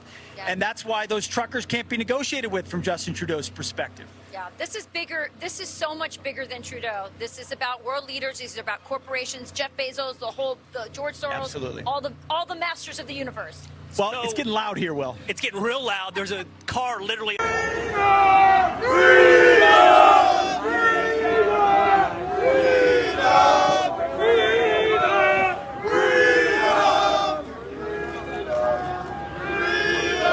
Noon, horses began trampling Canadians as they protested. You're seeing that footage on your screen right now. The horses ran over several demonstrators, including a woman on a mobility scooter. Reportedly, one man had a heart attack in the face of all of this, at least one. Instead of helping, the police stood around him. This kind of violence, sponsored by Justin Trudeau, continued all day. Police repeatedly tackled Canadians, arrested them for the act of protesting, journalists for the act of filming it. So the officers out there, I know everyone's seen many images through the day, have been nothing short of exceptionally professional all day.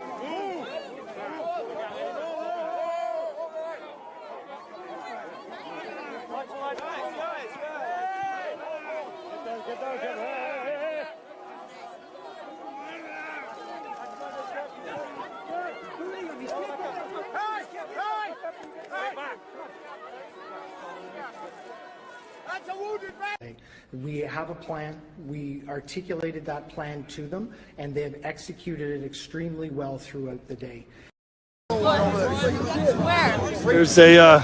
There's a bit of a standoff.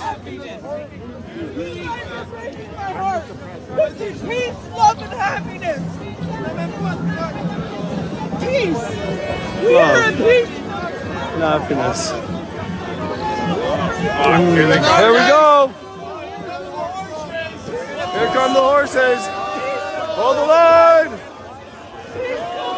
Okay. Oh, come on through. Come on through. What is happening here?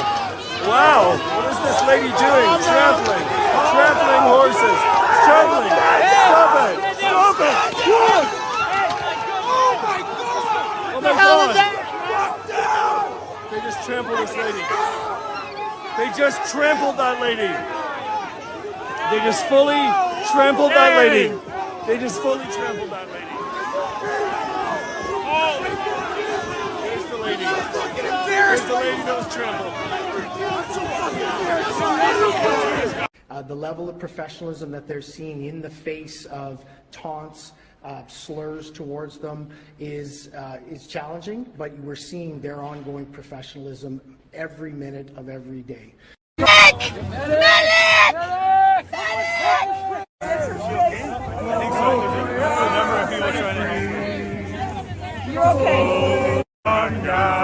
Pepper spray is out.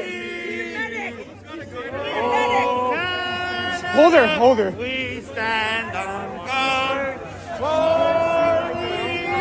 Hold my hand. Okay, nobody has one. Second casualty on me. Ask me. Hold my hand. Hold my This way.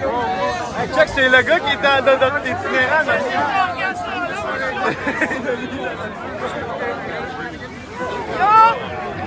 Pepper spray is being deployed. Oh, hey! Come on! Look at this. Oh, no.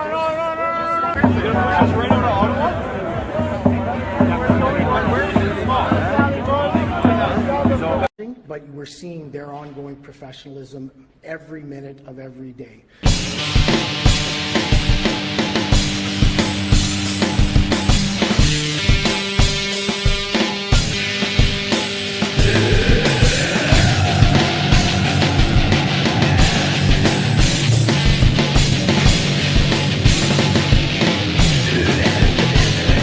Oui, attendez-vous 2 secondes.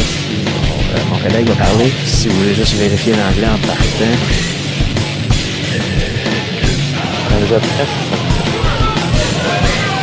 Attendez juste 2 secondes.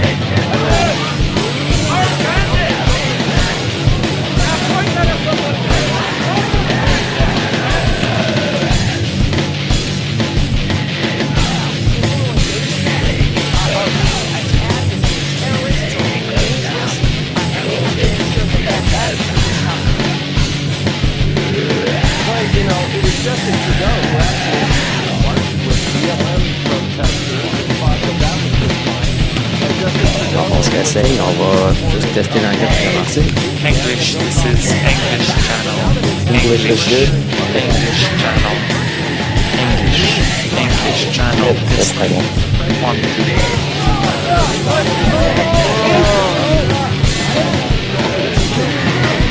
That's a lot of money.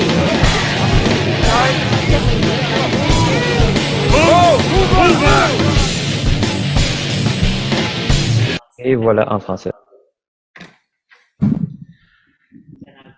Alors, je crois que c'est bon pour l'instant. Ouais, ça a l'air beau de notre côté ici. OK. Taking more jerry cans! Cops stealing more cans! Cops stealing more cans! I don't even think they have the names on those cans. It'd be very hard to give them back after the court had already told they can't take them. But no, the cops like the jerry cans. Want to make sure the truckers don't have enough heat so they can freeze at night. Yeah, sure, no problem. Back up while you're stealing somebody's property, no problem. Sounds like a great idea.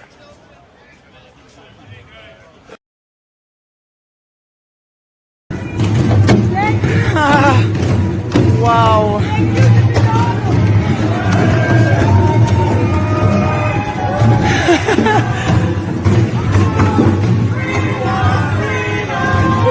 Thank you! Thank you so much! Communist squad. Oh, have a good day. No, why not?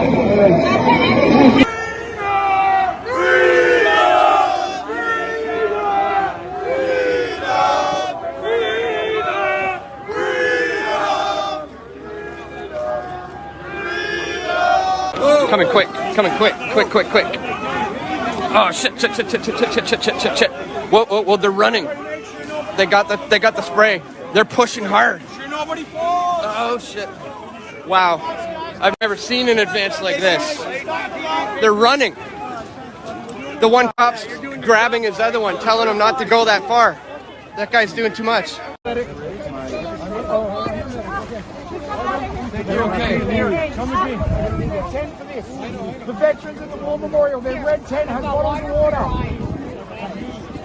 Someone take my flag, someone take my flag, take my flag, take my flag. Someone Chemical weapons used against him. So here's a woman with pepper spray on the face. You know how it is, guys. Chemical weapons on their own people. And you know if I take out the RF meter, we're also getting fried. Let's check that right now. Lots of people are coming by here. Everyone's running and shit. I'm like, what's going on? Why everybody go there?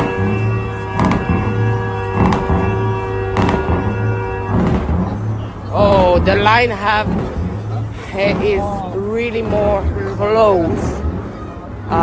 So that means that all night police have pushed a little bit further the line. The line is now where is Elgin Street, so that passed the War Memorial during the night. But people are still there holding the line. I will be almost like at 11 today. We will be like, I'm not kidding, 24 hours. Now we have two tank. Police still there. And they still advance.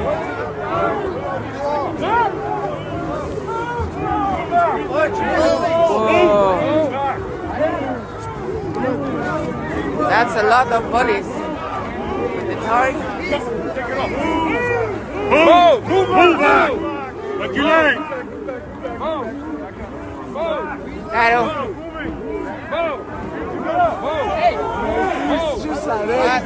All right. Pull back! Wait. Not done, Boosh. We'll move. Okay.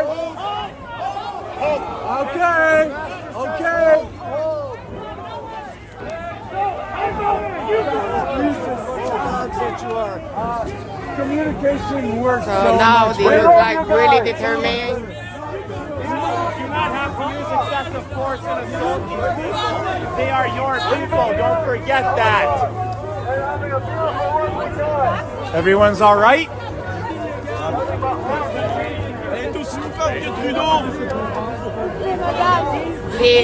They take the time that people went to sleep.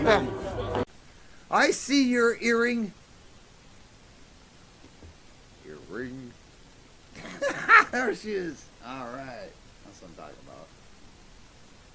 Okay, listen, I'm recording right now, so I want you to repeat what you said to me. You say you went to Ottawa for the, I assume you went for the trucker rally, and yeah. What happened now? Repeat what you said. When you reach Ontario, they cut everything. They cut the, you couldn't take no pictures in Ottawa. There was no, internet? No internet, nothing, no, for the cars, direction, nothing. So you're telling me that there was no GPS? No. Shelters, they knew how to get there. Holy shit. So as soon as you get to Ottawa, there's no GPS. There's no, there's no Wi-Fi, there's no nothing. Hey, like if they cut. I even tried to, with the video, I put my video. Yeah, live, like Facebook Live. And when I go to play back, there was nothing. You're telling me that you even took video on your phone and you went to go play it back and it was gone. It wasn't there. Oh my God. I tell you, it's bad there. Now do you understand? Now do you understand what I was talking about? When I said that they go right into your phone, and take your videos away from you. Right in your phone. Oh yeah. You're not even filming live. You're just filming a video and they go in your phone and take it. You see what I'm talking about? I was on the video to tape all the cars and everything, the noise, forget it. Gone. Unbelievable. Now you understand what I'm talking about? When I say that they want to stop us, they want to shut us up. It's not a joke. They really are doing these things. They're doing them. You've seen it. You fucking seen it. You saw. So I'm not crazy. They did it to you. No.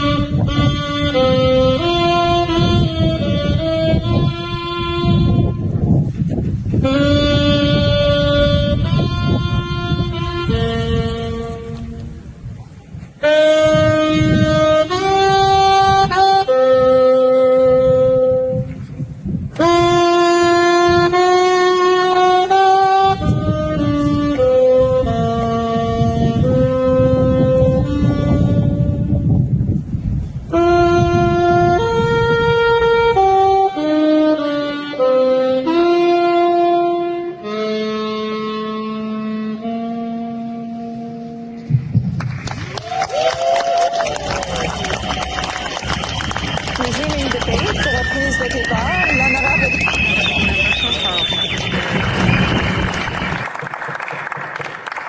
Madam Speaker, there is indeed an emergency in this country.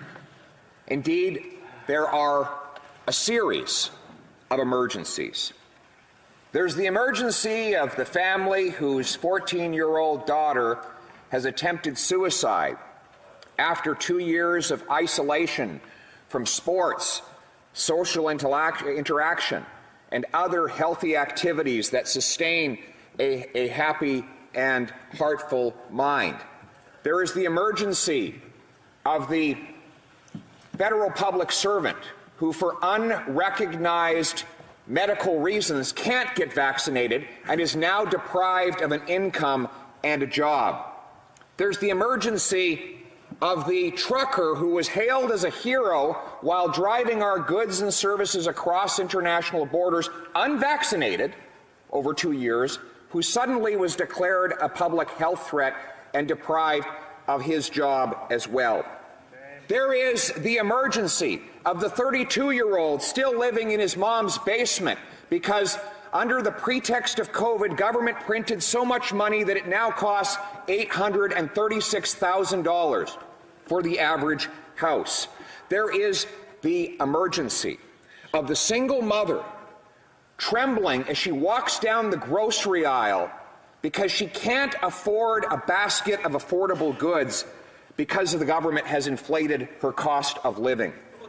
There is the emergency created by the regulatory gatekeepers who keep people in poverty by blockading First Nations people from the ability to develop their own resources and blockade immigrants from the ability to work in the very professions for which they are trained and qualified.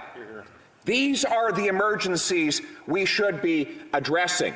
But instead, the Prime Minister has created a new emergency. What is his motivation? Of course, it is to divide and conquer. How did this all start?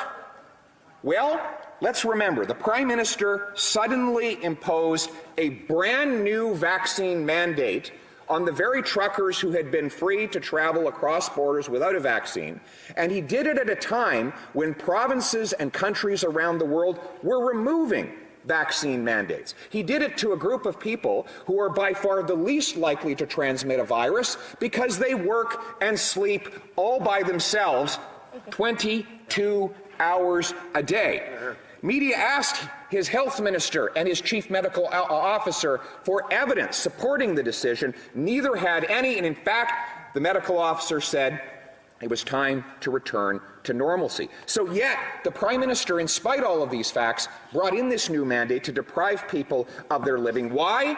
Because he knew that it would spark in them a sense of desperation. If he could deprive them of their incomes, they would be so desperate that they would have to rise up and protest, and then he could further demonize them and call them names and attack their motives and belittle them and dehumanize them in order to galvanize the majority against the minority. This must be the political opportunity that his Deputy Prime Minister spoke about when she described what COVID represented to this government. They have attempted to amplify and take advantage of every pain, every fear, every tragedy that has struck throughout this pandemic in order to divide one person against another and replace the people's freedom with the government's power. Now, at the beginning of the pandemic, it started immediately. The government attempted to ram through a law giving it the power to raise any tax to any level for any reason without a vote in Parliament. They tried to pass Bill C-10 to strip away free speech online. Thankfully, Conservatives blocked them for doing so. His authorities have said they want to track Canadian cell phones for the next 5 years. And now this, the Emergency Act, the latest and greatest example of attacks on our freedom. Ostensibly meant to stop blockades that had already ended before he even brought forward this legislation in Alberta, Manitoba, and at the Ambassador Bridge. Peacefully, those blockades were ended in some cases with protesters hugging the police officers and bringing the matters to a successful close so that goods and services could resume. And instead, in that context, the Prime Minister brought in a law that not even Jean Chrétien brought in after 9/11 killed dozens of Canadians in a terrorist attack. Not even Prime Minister Harper brought in when a terrorist murdered a Canadian soldier at the War Monument and came running into the centre block spraying bullets in all directions. And not even this Prime Minister brought in when blockaders were standing in the way of First Nations who were attempting to build the Coastal GasLink pipeline. Yet, for the first time in this law's three-decade history, the Prime Minister brings it in to address what he says was a protest in front of Parliament Hill. Ironically, this power goes beyond any of the protests and or blockades the Prime Minister claims to want to address. For example, it will allow governments and banks to seize people's bank accounts and money for donating to the wrong political cause. One journalist asked the Justice Minister if small sums donated, for example, to support an end to vaccine mandates, could get someone's bank account frozen. He didn't deny it. Instead, he said such people who make donations of that kind should be, quote, very worried.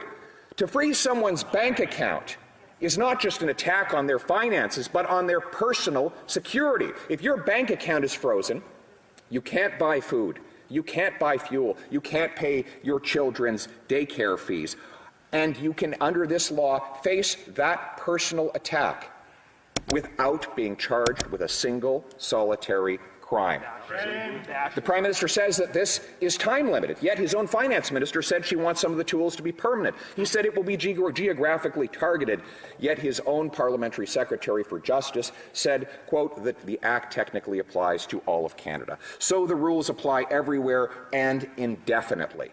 Finally, there's nothing in the Act that limits the number of the kinds of financial actions that could lead someone to have their account frozen. And if they are frozen unjustifiably, the Act specifically bans people from suing either the bank or the government for that unjustifiable treatment, opening the door for people who have nothing whatsoever to do with either the blockades or protests having their bank accounts frozen without cause. Now, the Prime Minister says that he wants to do this to remove the blockades that have already been removed. He says he needs these unprecedented powers in order to restore, to bring our country's order back to the pre-protest period, although across this country that has already occurred. So, Madam Chair, I say to this House that I oppose this unjustifiable power grab, and as Prime Minister of Canada, I will ensure that no such abuse of power ever happens again. But I say that we should end some of these blockades. Let us. Order. Again, the Honourable Parliamentary Secretary has been here when I've ruled I don't know how many times today, and there's other members that may not have been. Oh no, I'm sure that the Honourable member that also has been yelling or heckling across the way was here as well. So I just again want to ask members to please hold on to their thoughts. I will be recognizing for questions and comments pretty soon. There's a minute and 50 seconds left for the Honourable member for Carleton to do his speech. And I would hope that people will hold their thoughts. The Honourable member for Carleton. And we can remove all of the blockades. Let's remove the mandates and restrictions that are blocking people's livelihoods today. Let's end the blockades on freedom of speech that this government is trying to erect with its online censorship bill. Let's end the regulatory blockades so builders can provide affordable homes, First Nations can develop their economies and escape poverty, and newcomers can actually work in the professions for which they were trained. Let's remove the inflationary taxes, deficits, and money printing so people's wages can again buy them homes, food, and fuel. Let's remove that blockade. Let us put people back in control of their lives by making Canada the freest place on earth. Free to speak, free to think, free to work, free to worship, free to own a home and build one's own destiny. Let us bind up the nation's wounds with compassion and respect and unite our country for freedom. Questions et commentaires, questions and comments. The honourable member for Hamilton East, Stony Creek. Thank you, Madam Speaker. And I heard today many comments that were more to do with a leadership campaign than helping the people of Ottawa and people from communities across the country who've been impacted by the blockade. So not once did I hear about the City of Ottawa and what the residents have had to face for the last couple of days. This is all about political opportunism. And so I'd ask the member, is he concerned about helping the people of Ottawa and those across the country who've been impacted by blockades and by the occupation? Thank you. It's on the opposite side that we're hearing the heckling, and I know very well that the honourable member for Carleton can answer those questions without any help. The honourable member for Carleton.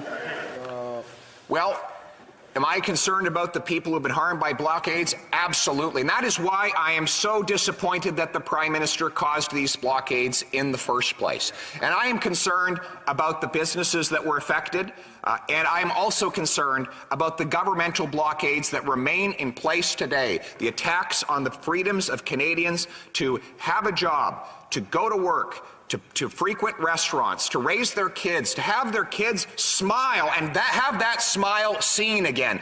Those are the blockades that we now need to focus on eliminating, and that's what I will continue to fight for. Questions and comments. The honourable member for Rivière du Nord. Thank you, Madam Speaker. I would like to ask my colleague, first of all, I thank him for his speech. I share many of his points. There is an emergency that needs to be addressed by the government, but would he agree with me that the situation that we experienced on the Hill for the past 3 weeks are situations that could be resolved here and elsewhere if the government had attacked these issues right away when they occurred, rather than waiting and coming forward with the heavy artillery and the Emergencies Act every time there is a problem? Should they not address it immediately? We're not talking about demonstrators, we're talking about people who were occupying Wellington. Could that not have resolved the issue instead of invoking this act? La réponse. The answer is yes. Besides addressing the problem that demonstrators were talking about, the Prime Minister provoked these demonstrations. He attacked truckers' jobs, other jobs, even when the rest of the world was starting to lift these restrictions and vaccine mandates. And now he's acting to lift restrictions and to allow people to go back to work. He should stand in the House of Commons to reject this unacceptable power grab and give back to Canadians their freedoms. Thank you, Madam Speaker, and I'd like to thank my colleague from Carleton. The member from Carleton colleague, the MP for Cypress Hills Grassland, appeared in a video with convoy leader Pat King, an avowed white nationalist who's quoted as saying many racist, xenophobic, anti-Indigenous, and anti-Semitic things, including, in quotes, the Anglo-Saxon race has the strongest bloodlines, and that, in quotes, unless we fight back, we will all be speaking Hebrew. Close quotes. Through you, Madam Speaker, if he was elected leader of the Conservative Party, would he be willing to kick this member out of caucus, or does he support fraternizing with dangerous white supremacists? Thank you, Madam Speaker. The honourable member for Carleton. From the very beginning, I stated that every single person who acts inappropriately, makes racist comments, engages in unlawfulness, or blockades should be personally responsible for their conduct. And that is something that I would uphold as leader and as Prime Minister. And I can say that I would not tolerate any of the racist behavior that we have seen from the current Prime Minister, whether it is his ugly racist past, whether it is the racist manner with which he has treated numerous members of his caucus who have spoken out against it, whether it is continuing to give $1 billion to the CBC, an organization of whose 500 employees have said that organization is systematically racist. I will not tolerate any of that racism in my future government. A federal court has just ruled that the Trudeau government's decision to use the Emergencies Act during the so-called Freedom Convoy protest 2 years ago violated the Canadian Charter of Rights and Freedoms. The judge saying the move was, quote, unreasonable and outside the scope of the law. The Trudeau government saying it will appeal this decision. So we are aware of the court decision. We have discussed it with the Prime Minister, with cabinet colleagues, with senior federal government officials and experts. We respect very much Canada's independent judiciary. However, we do not agree with this decision, and respectfully, we will be appealing it. I would just like to take a moment to remind Canadians of how serious the situation was in our country when we took that decision. The public safety of Canadians was under threat. Our national security, which includes our national economic security, was under threat. It was a hard decision to take. We took it very seriously after a lot of hard work, after a lot of careful deliberation. We were convinced at the time, I was convinced at the time, it was the right thing to do. It was the necessary thing to do. I remain, and we remain, convinced of that. And I'll now turn it over to my colleague, the Minister of Justice. And the decision seems to single out some of your choices on freezing bank accounts and credit cards as being part of the reason where it's unreasonable in terms of the measures taken by the government. You defended those when you announced them at the time. Do you have any regrets on taking that measure in the light of this decision? Would you have done it differently based on what we've seen from the federal court today? As I said in my opening remarks, we faced, as a country and as a government, an incredibly serious threat. A threat to the public safety of many Canadians, a threat to our national security, including our national economic security. We acted to secure and protect Canada and to secure and protect the national interest. It was not an easy time. These were not easy decisions. In making our decisions, in choosing to act, we worked very, very hard with all levels of government, and we were very mindful of acting in such a way that the safety, the physical safety of all Canadians involved would be preserved. I don't want to minimize the gravity of the actions we took. Neither do I want to minimize the gravity of the threat Canada faced. And to your question, I was certain, after a lot of deliberation with colleagues and many others, that we took the right decision. I was certain at the time.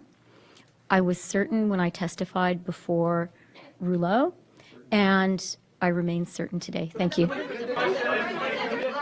Serious threats. The court didn't just take issue with the fact that you acted. It took issue with how you acted and how you wrote the regulations you did, including in that PCO memo. There's a warning that the decisions you're taking and how you're writing them were open to constitutional challenge. Looking back, was there a necessary steps you had to take to minimize the constitutional impact of these regulations? And did you do a good job of respecting Canadian civil liberties in writing those regulations? Last question.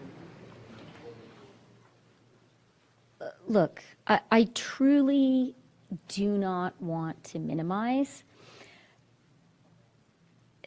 the fact that we took these decisions with a heavy heart. This was not a situation we wanted to find ourselves in, and these were not actions we took with any satisfaction or relish. This was, however, and I want people to remember that, an extremely tense time. The safety of individual Canadians was under real threat, as Minister LeBlanc has pointed out. Our national security was under real threat, our national security including our economic security. That was the reality of that moment. We explored many, many avenues to bring this to an end. This was an option of the last resort. We believed at the time that it was absolutely necessary for us to act, and for us to act in a way that minimized the physical danger to all Canadians. That was really important to us. We believed we were doing something necessary and something legal at the time. That was our belief then.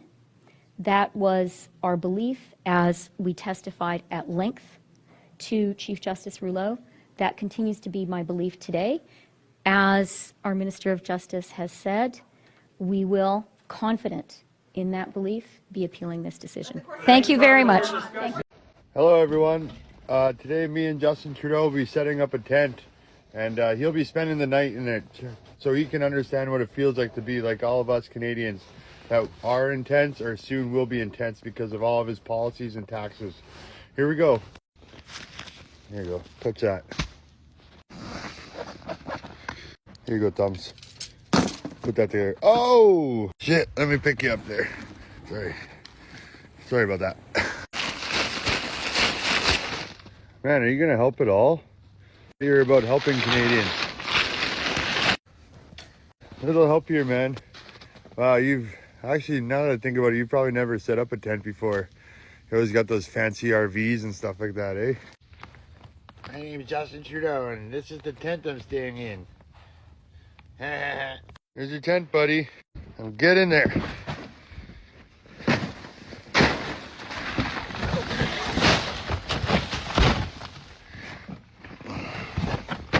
Enjoy your sleep. I hope you really hate it. We're Canadian. Of course we all played hockey growing up. Do I still know how to skate? No. Actually, I can't even walk for longer than 30 seconds ever since my 5th government-mandated booster shot. But I was an absolute beauty in house league. Of course we're Canadian. Everybody thinks we live in igloos, but 90% of us actually live in big cities like Toronto or Vancouver, and the closest we've ever come to an igloo is Googling how to build one because rent is so expensive. We're Canadian. Of course we would never use guts. They're illegal here. We just kill them with kindness. Hey, fuck's wrong with you there, bud? Watch where you're going next time, you fucking pigeon. Hello, my friends. We have been waiting for this moment.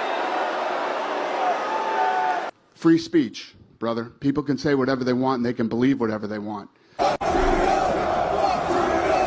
Fuck Trudeau. How's that the UFC? Yelling, fuck Trudeau. Love it. Love it. Yeah. That guy's Canada, a piece of shit. Canada, get your shit together. Come back. Come back to what you used to be. Commenting on the latest Canadian move to clamp down on free speech. Control what people say? Going to tell people what to believe? You're part of the problem. You elected Justin Trudeau. Like, when he sees the bank accounts, like, you're just pathetic. And the fact that you have no backbone and has he shut down your country and seize bank accounts. You ask me some stupid. Canada has one of the best natural resource bases on Earth. It's one of the richest countries on Earth from a natural resource basis. It's managed by idiots. Trudeau is the worst prime minister ever. It's much worse than that. I wouldn't let him manage a candy store. Hey there, how you doing? Shaking your hand, bro. You're a piece of shit, man. Why is that, sir? You f***ed up the entire country. How did I mess up this country? Can anybody afford a home? In this day, they're charging people carbon tax. You got 9 V8s here idling for 30 minutes. Your carbon footprint is increasing. We're getting charged for what? We're putting a price on pollution, right? And we're returning it to families like yours. I don't think so. You're sending it over to Ukraine, right? No. Yeah. You've been listening to Putin, have you? Putin? No. Definitely don't listen to your propaganda. Hey, Trudeau, I hope you hear this, you piece of shit. You're a piece of garbage. You're a piece of trash. You're a thief, and you're a liar. Do you guys have any idea how much Justin Trudeau's personal net worth has increased since he took over power? Whatever that means. That guy's fucking useless. He's got no power. He's a thief and a liar. His net worth has increased by millions. Now, where do you think that money came from? It came from you. He's stealing your money.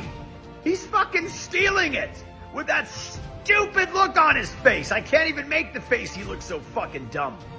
He's stealing your money.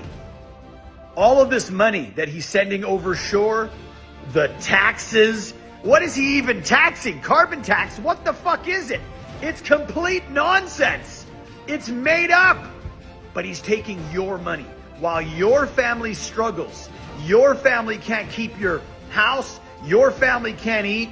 You can't give your kids the Christmas they deserve. This piece of shit is stealing your money and taxing the shit out of you. He's stealing your money with that stupid look on his face. Sign the petition. Get rid of this fucking coward. Get rid of him. Sign the petition. Trudeau, in the early, I guess, noughts, he lived about 1.25 miles from the pig farm. And we were told that he was a regular there. We've had people that have been investigating for years now. And his roommate is a convicted pedophile. And he did 6 months in prison for pedophilia. That was it. And we got you back, Amina. So you mentioned the pig farm, but for those that don't know what that refers to. It's the Picton Pig Farm, and it was a pig farm that they sold 600 odd acres that got rezoned as residential from agricultural. The Pictons made millions on that. They retained another 6.5 acres, which had a huge barn, some outbuildings, and a butchery. And Linda Picton, David Picton, and Willie Picton's sister sat on the Privy Council of Canada, like the Prime Minister's office. She was a very powerful person, and she had this pig farm registered as a charity, a federally regulated charity, Piggy Palace Good Time Society. And they would have raves and concerts with the profits so-called going to the children. And, of course, they were murdering mostly young Indigenous prostitutes from Vancouver's east side. And it was basically Canada's Epstein Island. And Trudeau lived just over 1 mile away with a convicted pedophile, a man who was later convicted of pedophilia. And Trudeau ended up halfway through the school year. He was a part-time drama teacher. He ended up resigning to go on a world speaking tour.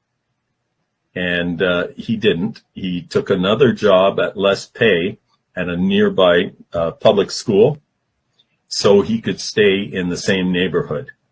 And Trudeau, they found that he is paid $2.25 million before the last election to a woman for a non-disclosure agreement, and he was caught with her when she was in her early teens.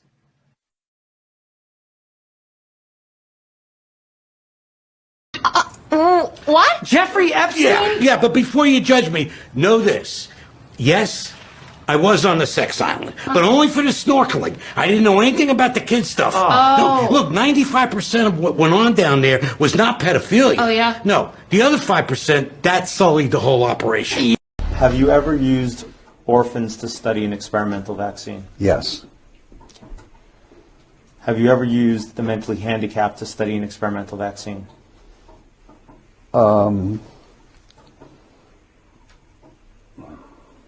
13 seronegative, mentally retarded children were given RH27.3 vaccine. Okay, well, then that's, in that case, that's what I did. Have you ever used babies of mothers in prison to study an experimental vaccine? Yes. Have you ever used individuals under colonial rule to study an experimental vaccine? Yes. Did you do so in the Belgian Congo? Yes. Did that experiment involve almost 1 million people? Well, all right, yes. Fact finders and truth seekers, this is Dr. Peterson Pierre with America's Frontline Doctors bringing you today's Frontline Flash. So the current situation is this. If you have COVID and you end up in the hospital, you're put on a rigid protocol and there's high mortality rate in the hospital and your family is kept in the dark as to what's happening. So what's going on here? Number one, the CARES Act is providing bonus payments to hospitals whenever you have a diagnosis of COVID.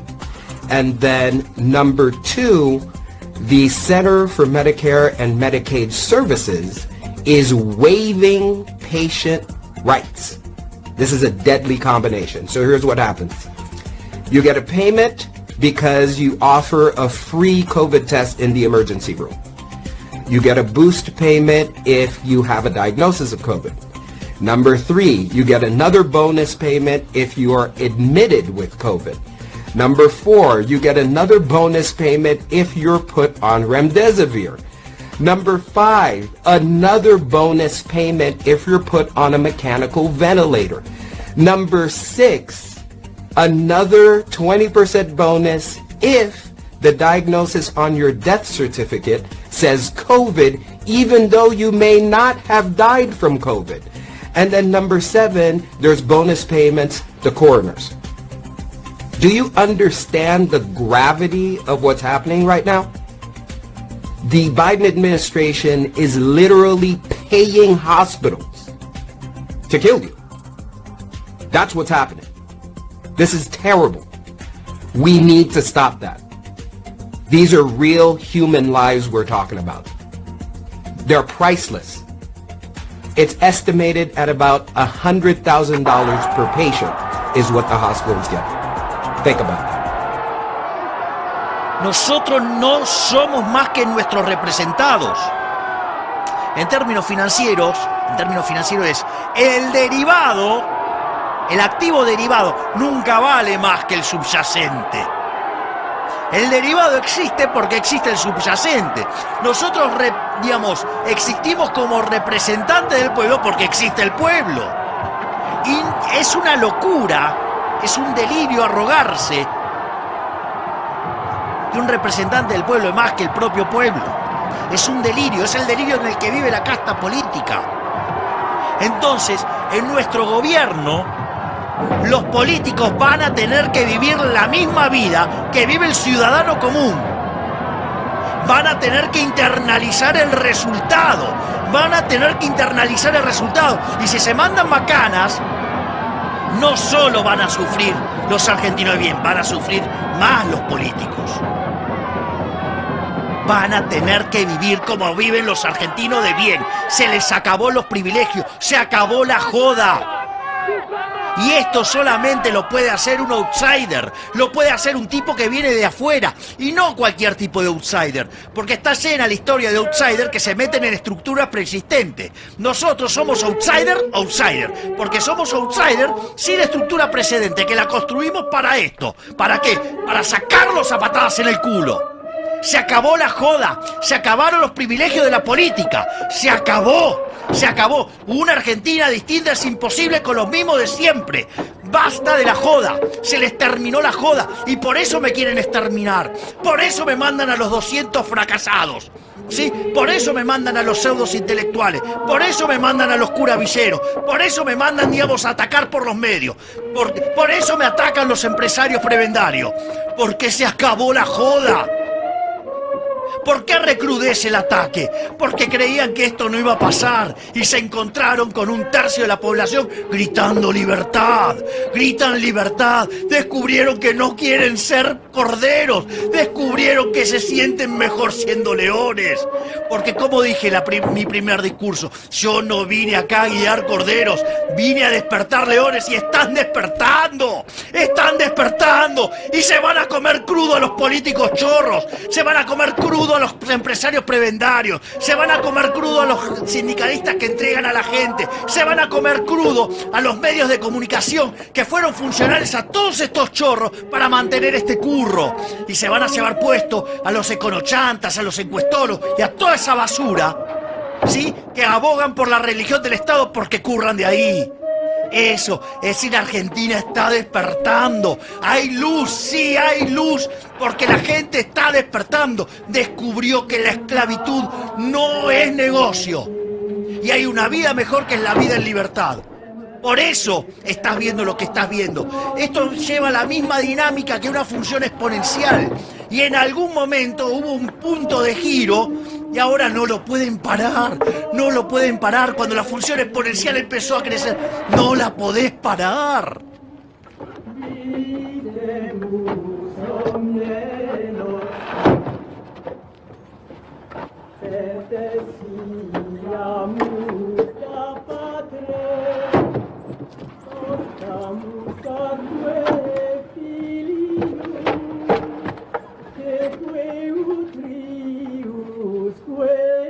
Spiritu